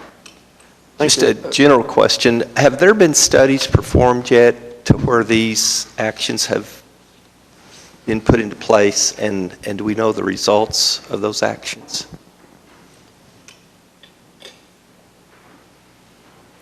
Jeff Butler, Interim Planning Director. There have been a few. Unfortunately, I'd say it's still too soon. There haven't been many. This issue hasn't been, at least this way of addressing the issue hasn't been around for very long. So there are just a handful of communities that have enacted an ordinance such as this, and so it's a little too early to tell exactly what the effect is. And the term of this one is for 10 years? Is it defined? It doesn't have a term. Oh, it's indefinite? Well, when do you think we can come back and amend conclusions could be reached, say, as early as 3 years? Well, so the overlay district would be put in place for instance, if after the zoning code is changed and there was a request for 73111 to specifically be included as part of this overlay district, they would be subject to those additional regulations. Should the conditions change within that zip code, then it could be suggested that that overlay be removed and that request could be made. Right. The only concern is there's an article yesterday in the Wall Street Journal that discusses an example when government regulations such as rent control are removed from neighborhoods prosper and flourish, crime goes down. You see new investments coming in, and so the neighborhood actually improves. I'm not saying that will happen in this situation. I'm just saying watch it to see what results are, because sometimes, again, more government regulations, it's a disincentive for new businesses to come in. I definitely agree with what Councilman Greenwell said, so I'm a little bit skeptical about this, but I think what we're doing today is we're just initiating the zoning application right now for it to go through the staff reporting process, and then it'll go to Planning Commission, and then it'll come back to us to actually approve it, right? Yes. Okay, and so this is lacking a lot of the details, I think, right. Which I think it'd be nice to have a little bit more of the details. But, you know, like Councilman Greenwell said, restricting economic activity is usually not a really good, I realize that there's a problem in this zip code, and I certainly want to help it. And so if you think that this is a right direction, I don't want to stand in the way, but I would really encourage more of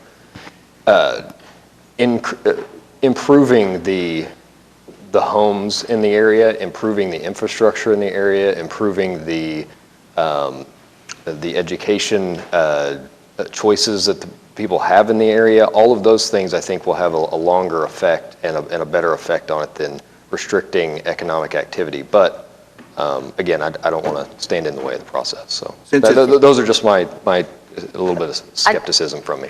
Thank you. I do want to address that because I think we have to be focused on health. And that's what this concern is, health. And I understand how we're saying economic development, but we're just the only thing we're keeping from our consumer is processed food. We're keeping away proliferation of a small box discount option and the fact that our community no longer has access to anything healthy. We want to bring something healthy into this community, and with even a grocery store option that's coming, that's going to be at least maybe in the next 1 to 2 years before we see it. So this is something we have to address as far as a health concern right now in the crisis. And again, when we're looking at the health as far as breast cancer being 2 times higher, morbidity, infant mortality, maternal mortality, those are the things that affect our community tremendously and greatly. And of course, these types of stores, they want to come into the community because they know they can. And they know they can take advantage of those people who live within those areas because they're going to want what they want. But if they don't have access, they can't get it. And that's what we want to do with this whole just overlay. And again, it's just one zip code. We just want to make sure we're providing healthy access for our consumer. And once we see a trend as far as that need being met, I'm more than happy to remove that overlay. But right now, I'm hoping we can all come to a consensus to agree that our community needs health access. They need healthier benefits to that community. We need to make sure our young people can thrive. In most communities, they won't come in if you don't have access. So it's hard to grow the community and have the infrastructure or the homes and all of the schools if you don't have access to a grocery store, you don't have access to fresh options, you don't have access to healthier things that can be made available within that community. So those are the things, and I know we're working with the Oklahoma City County Health Department, so I don't want anyone to think we're not working towards bettering this community right now, just because we're waiting for this to be passed. That's something we're going to continue to do because our community is in dire need of health and something healthy. And I myself, going to the stores that I have to go there just like everybody else in my community because that's the only place I can go. But I have a car, so I can drive somewhere else. A lot of these people, they can't even do that. So those are the things I hope we can take into account, even with this going to Planning Commission and coming back to us, because this is a health concern, and because it has just literally taken our cities by storm overnight. That's why there's nothing to really measure it. Everyone's just trying to halt it so we can look at it and say, okay, this is what needs to be done for our communities. Yeah, and I think the connection I was making there with health and economics is that the higher the economic level of an area is usually correlates with the health of the area. And so what I was saying is if you raise the economic statuses of an area, then health will naturally improve. But I get your point. Yes, and all I was going to say was basically what you said, that since this is premised on it being a food desert in this particular zip code, that once that need is met, you can bring it back and have it repealed. I'd be more than happy to do that because obviously that's what we want. We want the need to be met at the end of the day. So if this will help, and even unfortunately with this type of economic development, they prey on low-income communities. They prey on rural areas. They prey on those places where they know they can go into and add more of those stores, not just within very close proximity. And you'll have a rival store within very close proximity, and they're still not offering anything healthy. So you're just subjected to those areas. But with that, I'm hoping that we can move to approve and send this to Planning Commission and come back to us for a vote. Okay, and we do have one person who signed up to speak. Do you want to handle that before we vote, Councilwoman? John A. Pettis? Okay, he waves. All right. So do you want to make a motion? Make a motion to approve the adoption of the resolution the application to go to our Planning Commission and come back to council. Okay, we've got a motion and a second. Any further discussion? Seeing none, cast your votes. Mark, passes unanimously. Okay. Thank you, council. Thank you. All right, let's go around the horseshoe.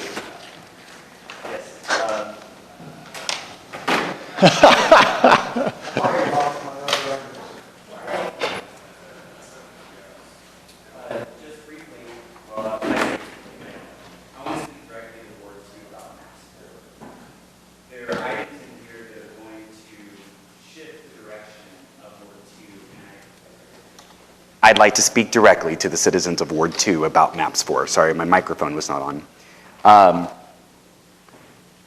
I would want them to remember, as I've said before, that Paseo was our first shopping district outside of downtown at 23rd Street. We set the tone of what movement outside of downtown would look like.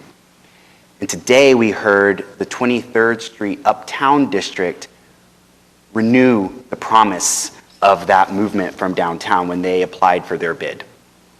And it is now my honor to have worked with Councilwoman Hammond and our working group on sidewalks and bike lanes and streetlights to honor the vision that was created 90 years ago with a sidewalk and bike and streetlight and trails proposal that I feel will spread across the entirety of Ward 2. For anybody following at home who wants to see where the pedestrian priority areas where we'll be investing in those sidewalks, you'll go to Bike Walk OKC, you'll Google that. You'll go to Chapter 3, the pedestrian plan. And on page 68, you will see areas where we will be putting sidewalks based on the populations, access to churches, access to schools, access to transit, access to parks. We were very intentional in what we did, and I want Ward 2 to know that. That means also improvements in our parks, possible youth centers, community gardens. We're getting a BRT on the northwest side outside of MAPS 4, but the two that are proposed in MAPS 4, a northeast BRT and a south side BRT, are going to be critical to actually creating a reliable public transportation system in our city with frequency between 8 and 15 minutes. Together, those three BRT lines will do that. I would note that the Clara Looper corridor beautification from Mayor Holt's proposal includes beautification of the entrances on and off of I-235. For too long, to Councilperson Hammond's point, 235 has been a barrier between Ward 7 and Ward 2, no longer with MAPS 4. Not with Uptown 23rd Street doing its business improvement district, not with the investments that our working group have put in to the Clara Looper corridor, not with the mayor's beautification investments into the Clara Looper corridor. And now we'll have access to the Freedom Center that is also part of MAPS 4 and to an adventure district that has too long been disconnected from Ward 2. We will see 500 bus shelters, Ward 2, and it will be spread across our city. And we have invested in 5 historic districts that have for too long been too left behind in infrastructure improvements, and those include 2 in Ward 2, as I said. One is the old downtown Britain. The other is the Windsor district that I share with Councilman McAtee. This is about not just our ward, Ward 2, this is about better connecting us to our neighboring wards. The small business incubators in the innovation district, about which I have concerns, but the small business incubator will be important as we invest in those districts because it should be local people who have their entrepreneurial ideas tested at a small business incubator, and they should be the ones setting up shop in these new districts, not new districts, but these revitalized districts that will be revitalizing across our city. The OCU corridor, Ward 2, will also see beautification, and so too will connections along 39th to Classen and 39th Street and Route 66. My point being, Ward 2, we have a lot of work to do to hold accountable this MAPS, but I remain very excited about that. Finally, I'm I saw on the news last week that this is the 400-year anniversary, if we want to call it that, and this is from our local paper, the Oklahoman, of the first slaves being kidnapped from Africa, brought to this continent. Once upon a time in Africa, you all might know that tribes would go to war with each other there, and the spoils of war were that you would enslave each other's tribe. The Europeans really changed that game when they started bringing Africans here to America, and they made slavery not based on tribal differences, but literally the color of our skin. And around that same time, we created a hierarchy based on race, one that Clara Luper and her students in the late 1950s broke down here.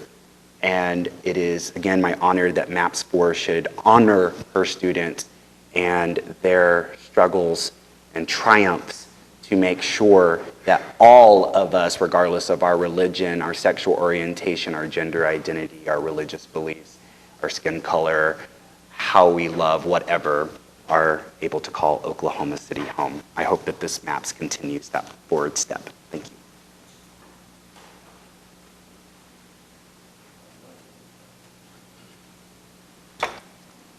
I just have a couple of things. One, I saw we were recognizing September as Senior Center Month, so I hope that we will also continue to recognize and patron our Lincoln Center for our seniors, which is located on MLK. And that building needs a lot of love, and those seniors are vigilant and still active, very active in proceeding at that location. Another thing, obviously yesterday was the highlight of Ward 7, especially our Northeast Quadrant, because of what has been happening in our community within the last few weeks, and that is the announcement of Homeland locating a 30,000 square foot grocery store in Northeast Oklahoma City that'll be located on Northeast 36 in Lincoln. And it's a long time coming. And it hurts that you have to have these types of conversations for 26 years for a community to receive something they should have always had. But I'm thankful that Homeland went behind those doors, had a meeting, although I understand it was a difficult meeting, but they said yes. And took a chance on the community that has been left behind for far so long. And for them to commit to put a 35,000 square foot headquarters in this community, it means more than words can say. Obviously, from the presentation earlier, you understand why I'm emotional, because my community is suffering. My community is in need. And it's a shame that you have to beg for people to bring you groceries. And this is Oklahoma City in 2019. So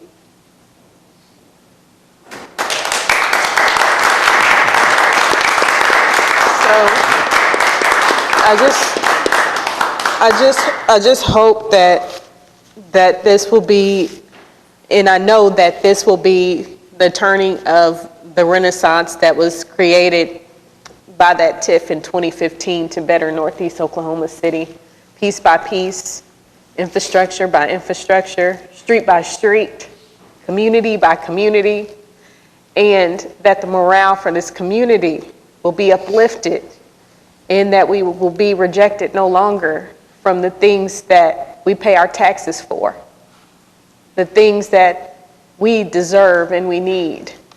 And again, I think about the seniors that live just 2 blocks from the store that just closed, who now cannot drive their scooters or their wheelchairs to the corner to meet their grocery need.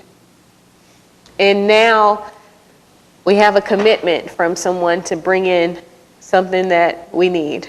And until then, we still have until at least late 2020, early 2021. That's over a year for our community to have a brand new store.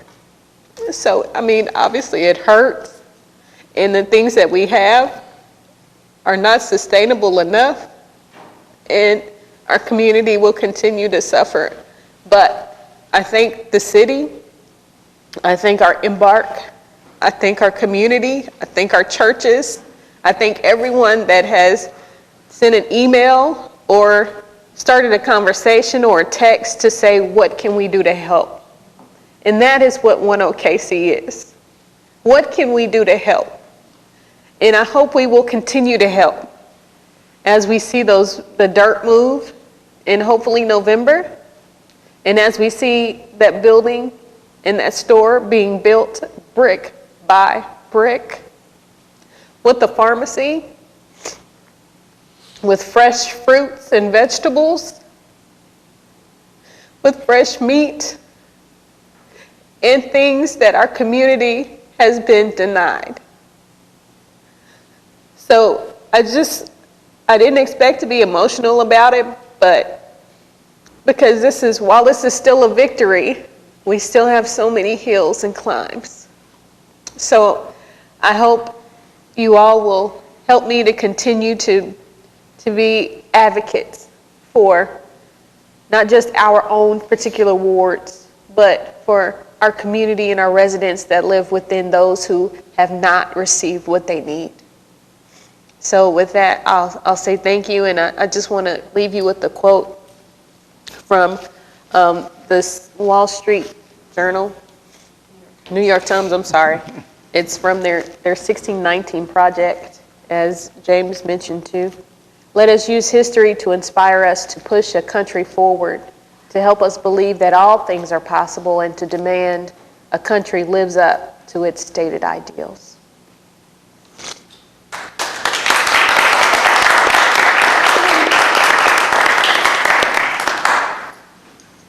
Okay, that concludes items from council, and we have city manager reports, item 12. So we have 3 on there, the claims and payrolls on. We also have a home sharing ordinance update. This is something that's requested when we put the home sharing ordinance in place, just to give an update on status. Particularly, there was concern about where we would have complaints and how we were addressing those. So there's information about that. We also have the sales tax report on. You can see that sales taxes was just 1% growth this last month, so it's been performing below what we expected. Fortunately, right now it's been offset by use tax growth, but it's something we've still got to monitor going forward and see that we do have revenue slowing within the city. That's all I have. Okay. Thank you, Mr. City Manager. We're now at Citizens to be Heard, item 13. Ronnie Kirk.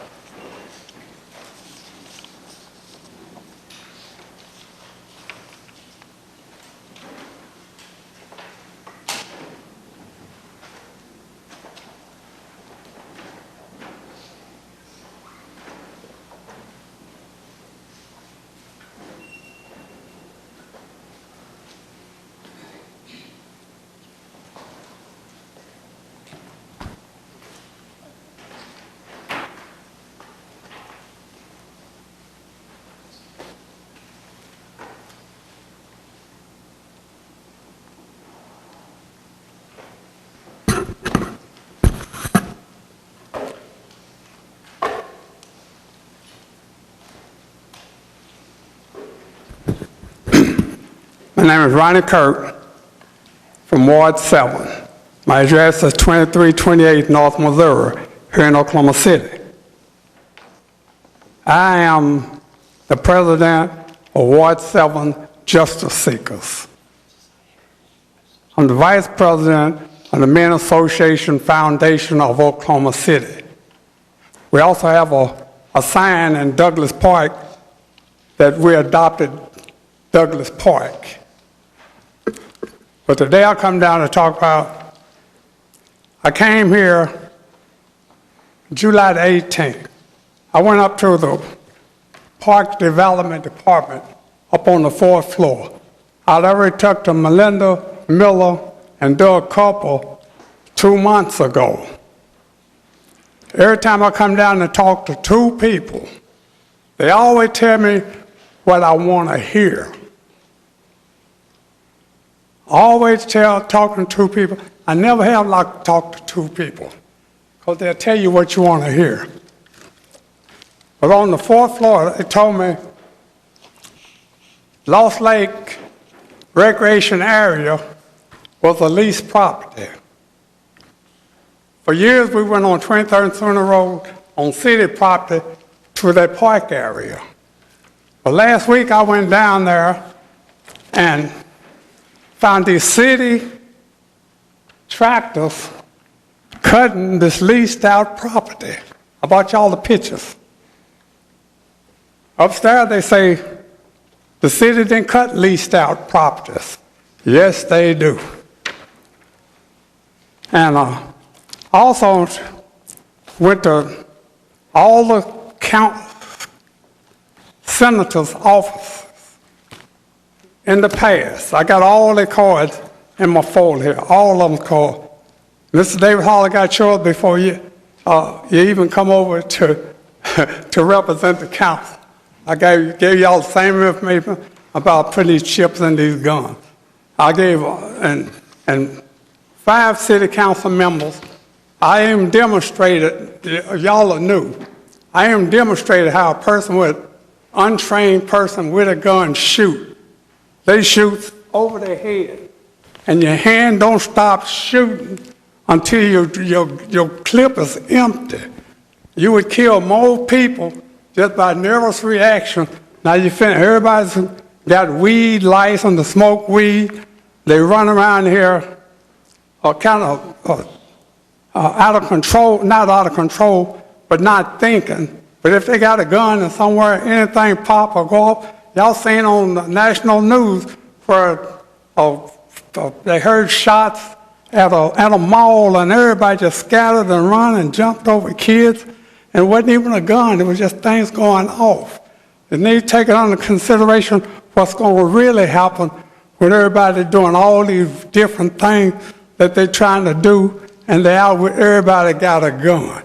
Just like the paper say, put a chip in the gun, let them have all the guns they want, but they can't sell them, can't move them, can't take them nowhere. Do you wallpaper with guns?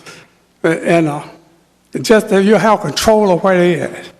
And Ronnie, you're at 3 minutes. Yes, sir. Mr. Cooper, last Monday at about 12:15, some friends of mine called me and say, we seen one of your friends walking on the northeast side of town, on the north side of 23rd, walking up 23rd. I said, which friend? They said, one of the city council members. They consider all y'all my friends. They said, the one with the glasses. I said, I know just who that is. And thank you. And we always, for 2 months, we gave out 3,000 flyers on northeast side of town. It's telling everybody, use Crest Store. We're going to, there's a need. Mr. Kirk, you're at 4 We're going to minutes. start helping the people get to the stores. Okay. And y'all got this here, and both the Crest stores got it, and the one in Edmonds getting it too, until we make something happen for our older citizens. All right. Thank you, Mr. Kirk. Michael Washington. Oh, and one more thing. Mr. Kirk, I'm sorry, we have to move on. Okay. As far as the OG&E fixing all those lights, me and Emmanuel, we did a science project years ago, a couple of years ago, and we then put a disruptor up in those lights where somebody's stealing the wires, and stealing the wires to disrupt the signal and start an alarm off, and that'll help save us some money. Okay, thank you so much. Thanks for your patience today. Michael Washington, not here. David Nematpur.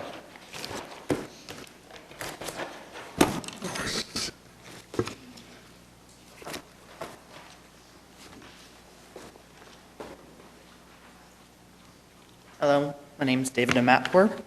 I just wanted to bring to the council's attention the unsafe traffic conditions caused by certain traffic lights at intersections in my neighborhood. First, the lights at Hefner and Hefner Parkway have timing that causes traffic to back up on the westbound Hefner, blocking a business and causing even more traffic issues for that. For those heading west and those trying to turn in and out of the business, at times it's often a wait of 10 minutes just to get to the light. I have contacted the Action Center, Action Desk, and got back a disappointing response that they had sent somebody out there and that the light was working. which wasn't what I had asked or requested to begin with. At the intersections of Penn Memorial and Western Memorial, there are also issues with lights on both sides of the turnpike. These lights also have timing issues in which the traffic backs up on all directions regardless of the time of day. I have sent requests multiple times to the action desk regarding these lights to no avail. I think if these light times were adjusted so that there was a way or that they can be adjusted or to be a pattern of them or whatever, and that could prevent backup of traffic for long periods of times and honestly cause less anger and frustration to the drivers in the area. Personally, I've been delayed going to work because the lights are out of sync or their pattern is just not conclusive to moving traffic. Again, the action desk was no help. Lastly, I'd like to particularly draw attention to the intersection of Penn and Memorial, which seems to flood every time OKC gets a lot of rain, such as last night when we got that. I'm sure that most people here will remember the multiple tweets and Facebook posts regarding cars being stranded in the floodwaters. There, it would be nice for the city to maybe investigate to see why that intersection particularly floods every time it rains, and maybe look at ways to prevent it so that we can prevent that in the future. Thank you. And just so you'll know, just right before Costco opened, we did a study on syncing the lights on Memorial between Penn and Western, and also on Western running north and south. So I'll check on that and see if that's was implemented. But if there's something faulty or something not working right, we'll check on that. Okay. The one I'm unsure on was unclear, and I want to be able to check on that is Hefner. Are you talking about Hefner Parkway? Yes. Over by the workout facility? Yes, that one right there. I mean, it's been going on. I've been noticing it get worse and worse. I mean, I understand that some may say that may not be the city's responsibility, but that particular area gets backed up quite often, whether it be rush hour traffic or just in the middle of the day. And I know I've been frustrated because there's people wanting to get into it, and so that causes their backup to be on the eastbound as well. And so it's just a lot of headache, and I understand that I may not be a traffic engineer, so I may not know the specifics of it. I just realized that, that you might have to have something there to do the traffic flow. I'll check on it for you. Okay, thank you. Okay, Regina Mothershed, and you'll have to forgive me, I can't make out that last name. Got it.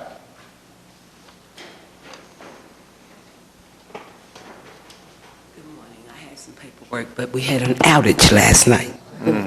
We had an outage, so I didn't bring it. But I'm here for 3 reasons.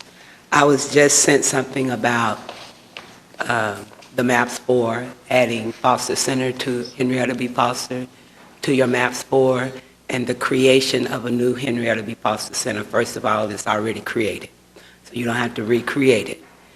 And the purpose of that center is for you all to use it as an incubator to do small business training, which I feel is unfair because the citizens in that area raised the money to purchase that building for a community center for the children in that community. It has not been used for that since 2009 when they shut down all our programs. And it's still sitting over there, and it's not for the community. So we will be meeting with our Councilwoman Nice today to discuss that. The other thing, I live at 718 Northeast 4th, and I am in what you all call now the new innovative area. My question to this council, because all of you are new, so I'm going to give you the benefit of the doubt. Eminent domain, once again, is running through the community, and they're saying that the city is going to do eminent domain with the 17 citizens still living in that community.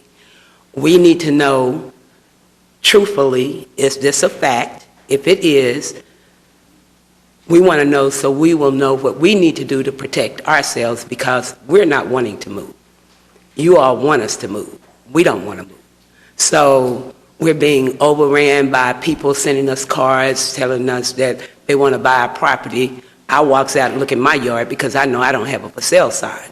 So I'm being sent all this. One gentleman said he got over 50 cards. So we feel like we're being bullied in a way about where we live. I understand that Oklahoma wanted to grow and you all want to do better things, and that's all well and fine. but y'all have taken more from our community than you have given it back. And we live in the 73104 area, and we're near to downtown. We was promised that our community would be rebuilt. It was not. It was not rebuilt for the community that was moved out to come back. It was rebuilt for the rich and the powerful, because west of 4th Street, the people that lived there, that was told they could come back, cannot afford to live there. So it wasn't done for us, and we know that, and we accepted that. But now you all are moving east of 4th Street to where we have been. I've been in my house for 43 years. I was born and raised in that area. I went to school over there. I went to Page Woodson. I went to Dunbar. I went to the Moon. All those schools are gone. Our park is not our park. We lost our pool. The only pool we got in that area now is at Foster Center, and it's not for the public. They done made it to where only certain people can come in there and swim. It's not there. So I'm just wondering, what is this council going to do to better 73104, where we live? Because right now, we are being abused. That's how we feel. You all started putting in sidewalks. They have not been completed. So when I took my great-granddaughter down, I said, let's go walk, because she likes to walk. Well, we ran into more rocky areas than we did completed sidewalks. So I had to deal with her playing with the rocks and putting them in her mouth. You all start things in our community, you never complete them. You make promises you do not keep. So there's a trust factor there. We was told that OU wasn't coming south of 4th. That's untrue. But I just recently found out they own property all in our area, which give them the authority to do the eminent domain. So I'm here asking on behalf of myself and some of the other residents, are you all going to do eminent domain? And if you are, please, please, please, do not lie to us. Do not, it has been enough of that. I've been back here 40-some years, and I have been lied to by this council, not you all, but previous councils. You all say you're going to do this, and you don't do it. All I'm asking is, can we for once get some people up here that was voted into office, that was told that you are wanting to do what's best for the citizens of this community, because we are taxpayers, we are voters, we are residents, we don't cause problems. Our area is very calm. You all want to improve things to join in Bricktown with our community. That's all well and fine, but why do we have to be forced out of our homes to accommodate people that want to come back into the community? That's not my issue. I've stayed. My parents stayed. We still live on the east side, but we're not being treated fairly, and I have an issue with that. So I'm just asking. And I will ask you again this afternoon. Yes, and you I all plan to expect be you to ask. truthful and honest with the people in the Harrison and Walnut Association District, and that's 4th Street, Lindsay and Phillips, all the way south to 1st Street. But the only occupied area is 4th, 3rd, and 2nd. There are homes still over in that area. And we are the ones that's been bombarded with all these unnecessary we want to buy your property, coming to our homes, knocking on our doors, and telling us that, oh, we're going to give you this. And in other words, we have to take what they offer. And I'm not doing that. I'm not doing that. And there's a lot, and there's several others that says they're not doing it. So my whole thing is, I need you all to be honest with us. Please do not come to us lying like the previous council. Prove to me that you all are better. Be honest. If you're not going to do it, tell us you're not going to do it, and then we will know what our recourse is. If you're going to do it, then tell us you're going to do it so we can still know what our recourse is. But treat us like the adults that we are. You want our respect, then you all have to give us respect. Thank you. I'd like to say that to you, Ms. Mothershed, I myself am committed to making sure that there will be no, I'll say that publicly, no eminent domain in that community. I'm committed to doing that myself because I understand what has happened in the area and what is happening in the area and what developments can bring and what they can lack. So I know we'll talk more in depth this afternoon about the concerns, and I know with the help of our council and our mayor, we'll make sure those needs will get addressed. Okay, that concludes the citizens who signed up to be heard. We have one little bit of housekeeping. It has been brought to my attention that item 9E, which was the ordinance on final hearing regarding the medical marijuana changes, requires an emergency as the state law is taking effect later this week, Kenny, is that correct? So in our order, an emergency is a separate vote, which we did not hold at that time. So we are back on item 9E, and I would entertain a motion. Emergency if we're 9. Got it. Motion and a second. Any further discussion? Seeing none, cast your votes. Passes unanimously. We had 2 items we voted to go into executive session regarding. We will now handle that, and we will be back.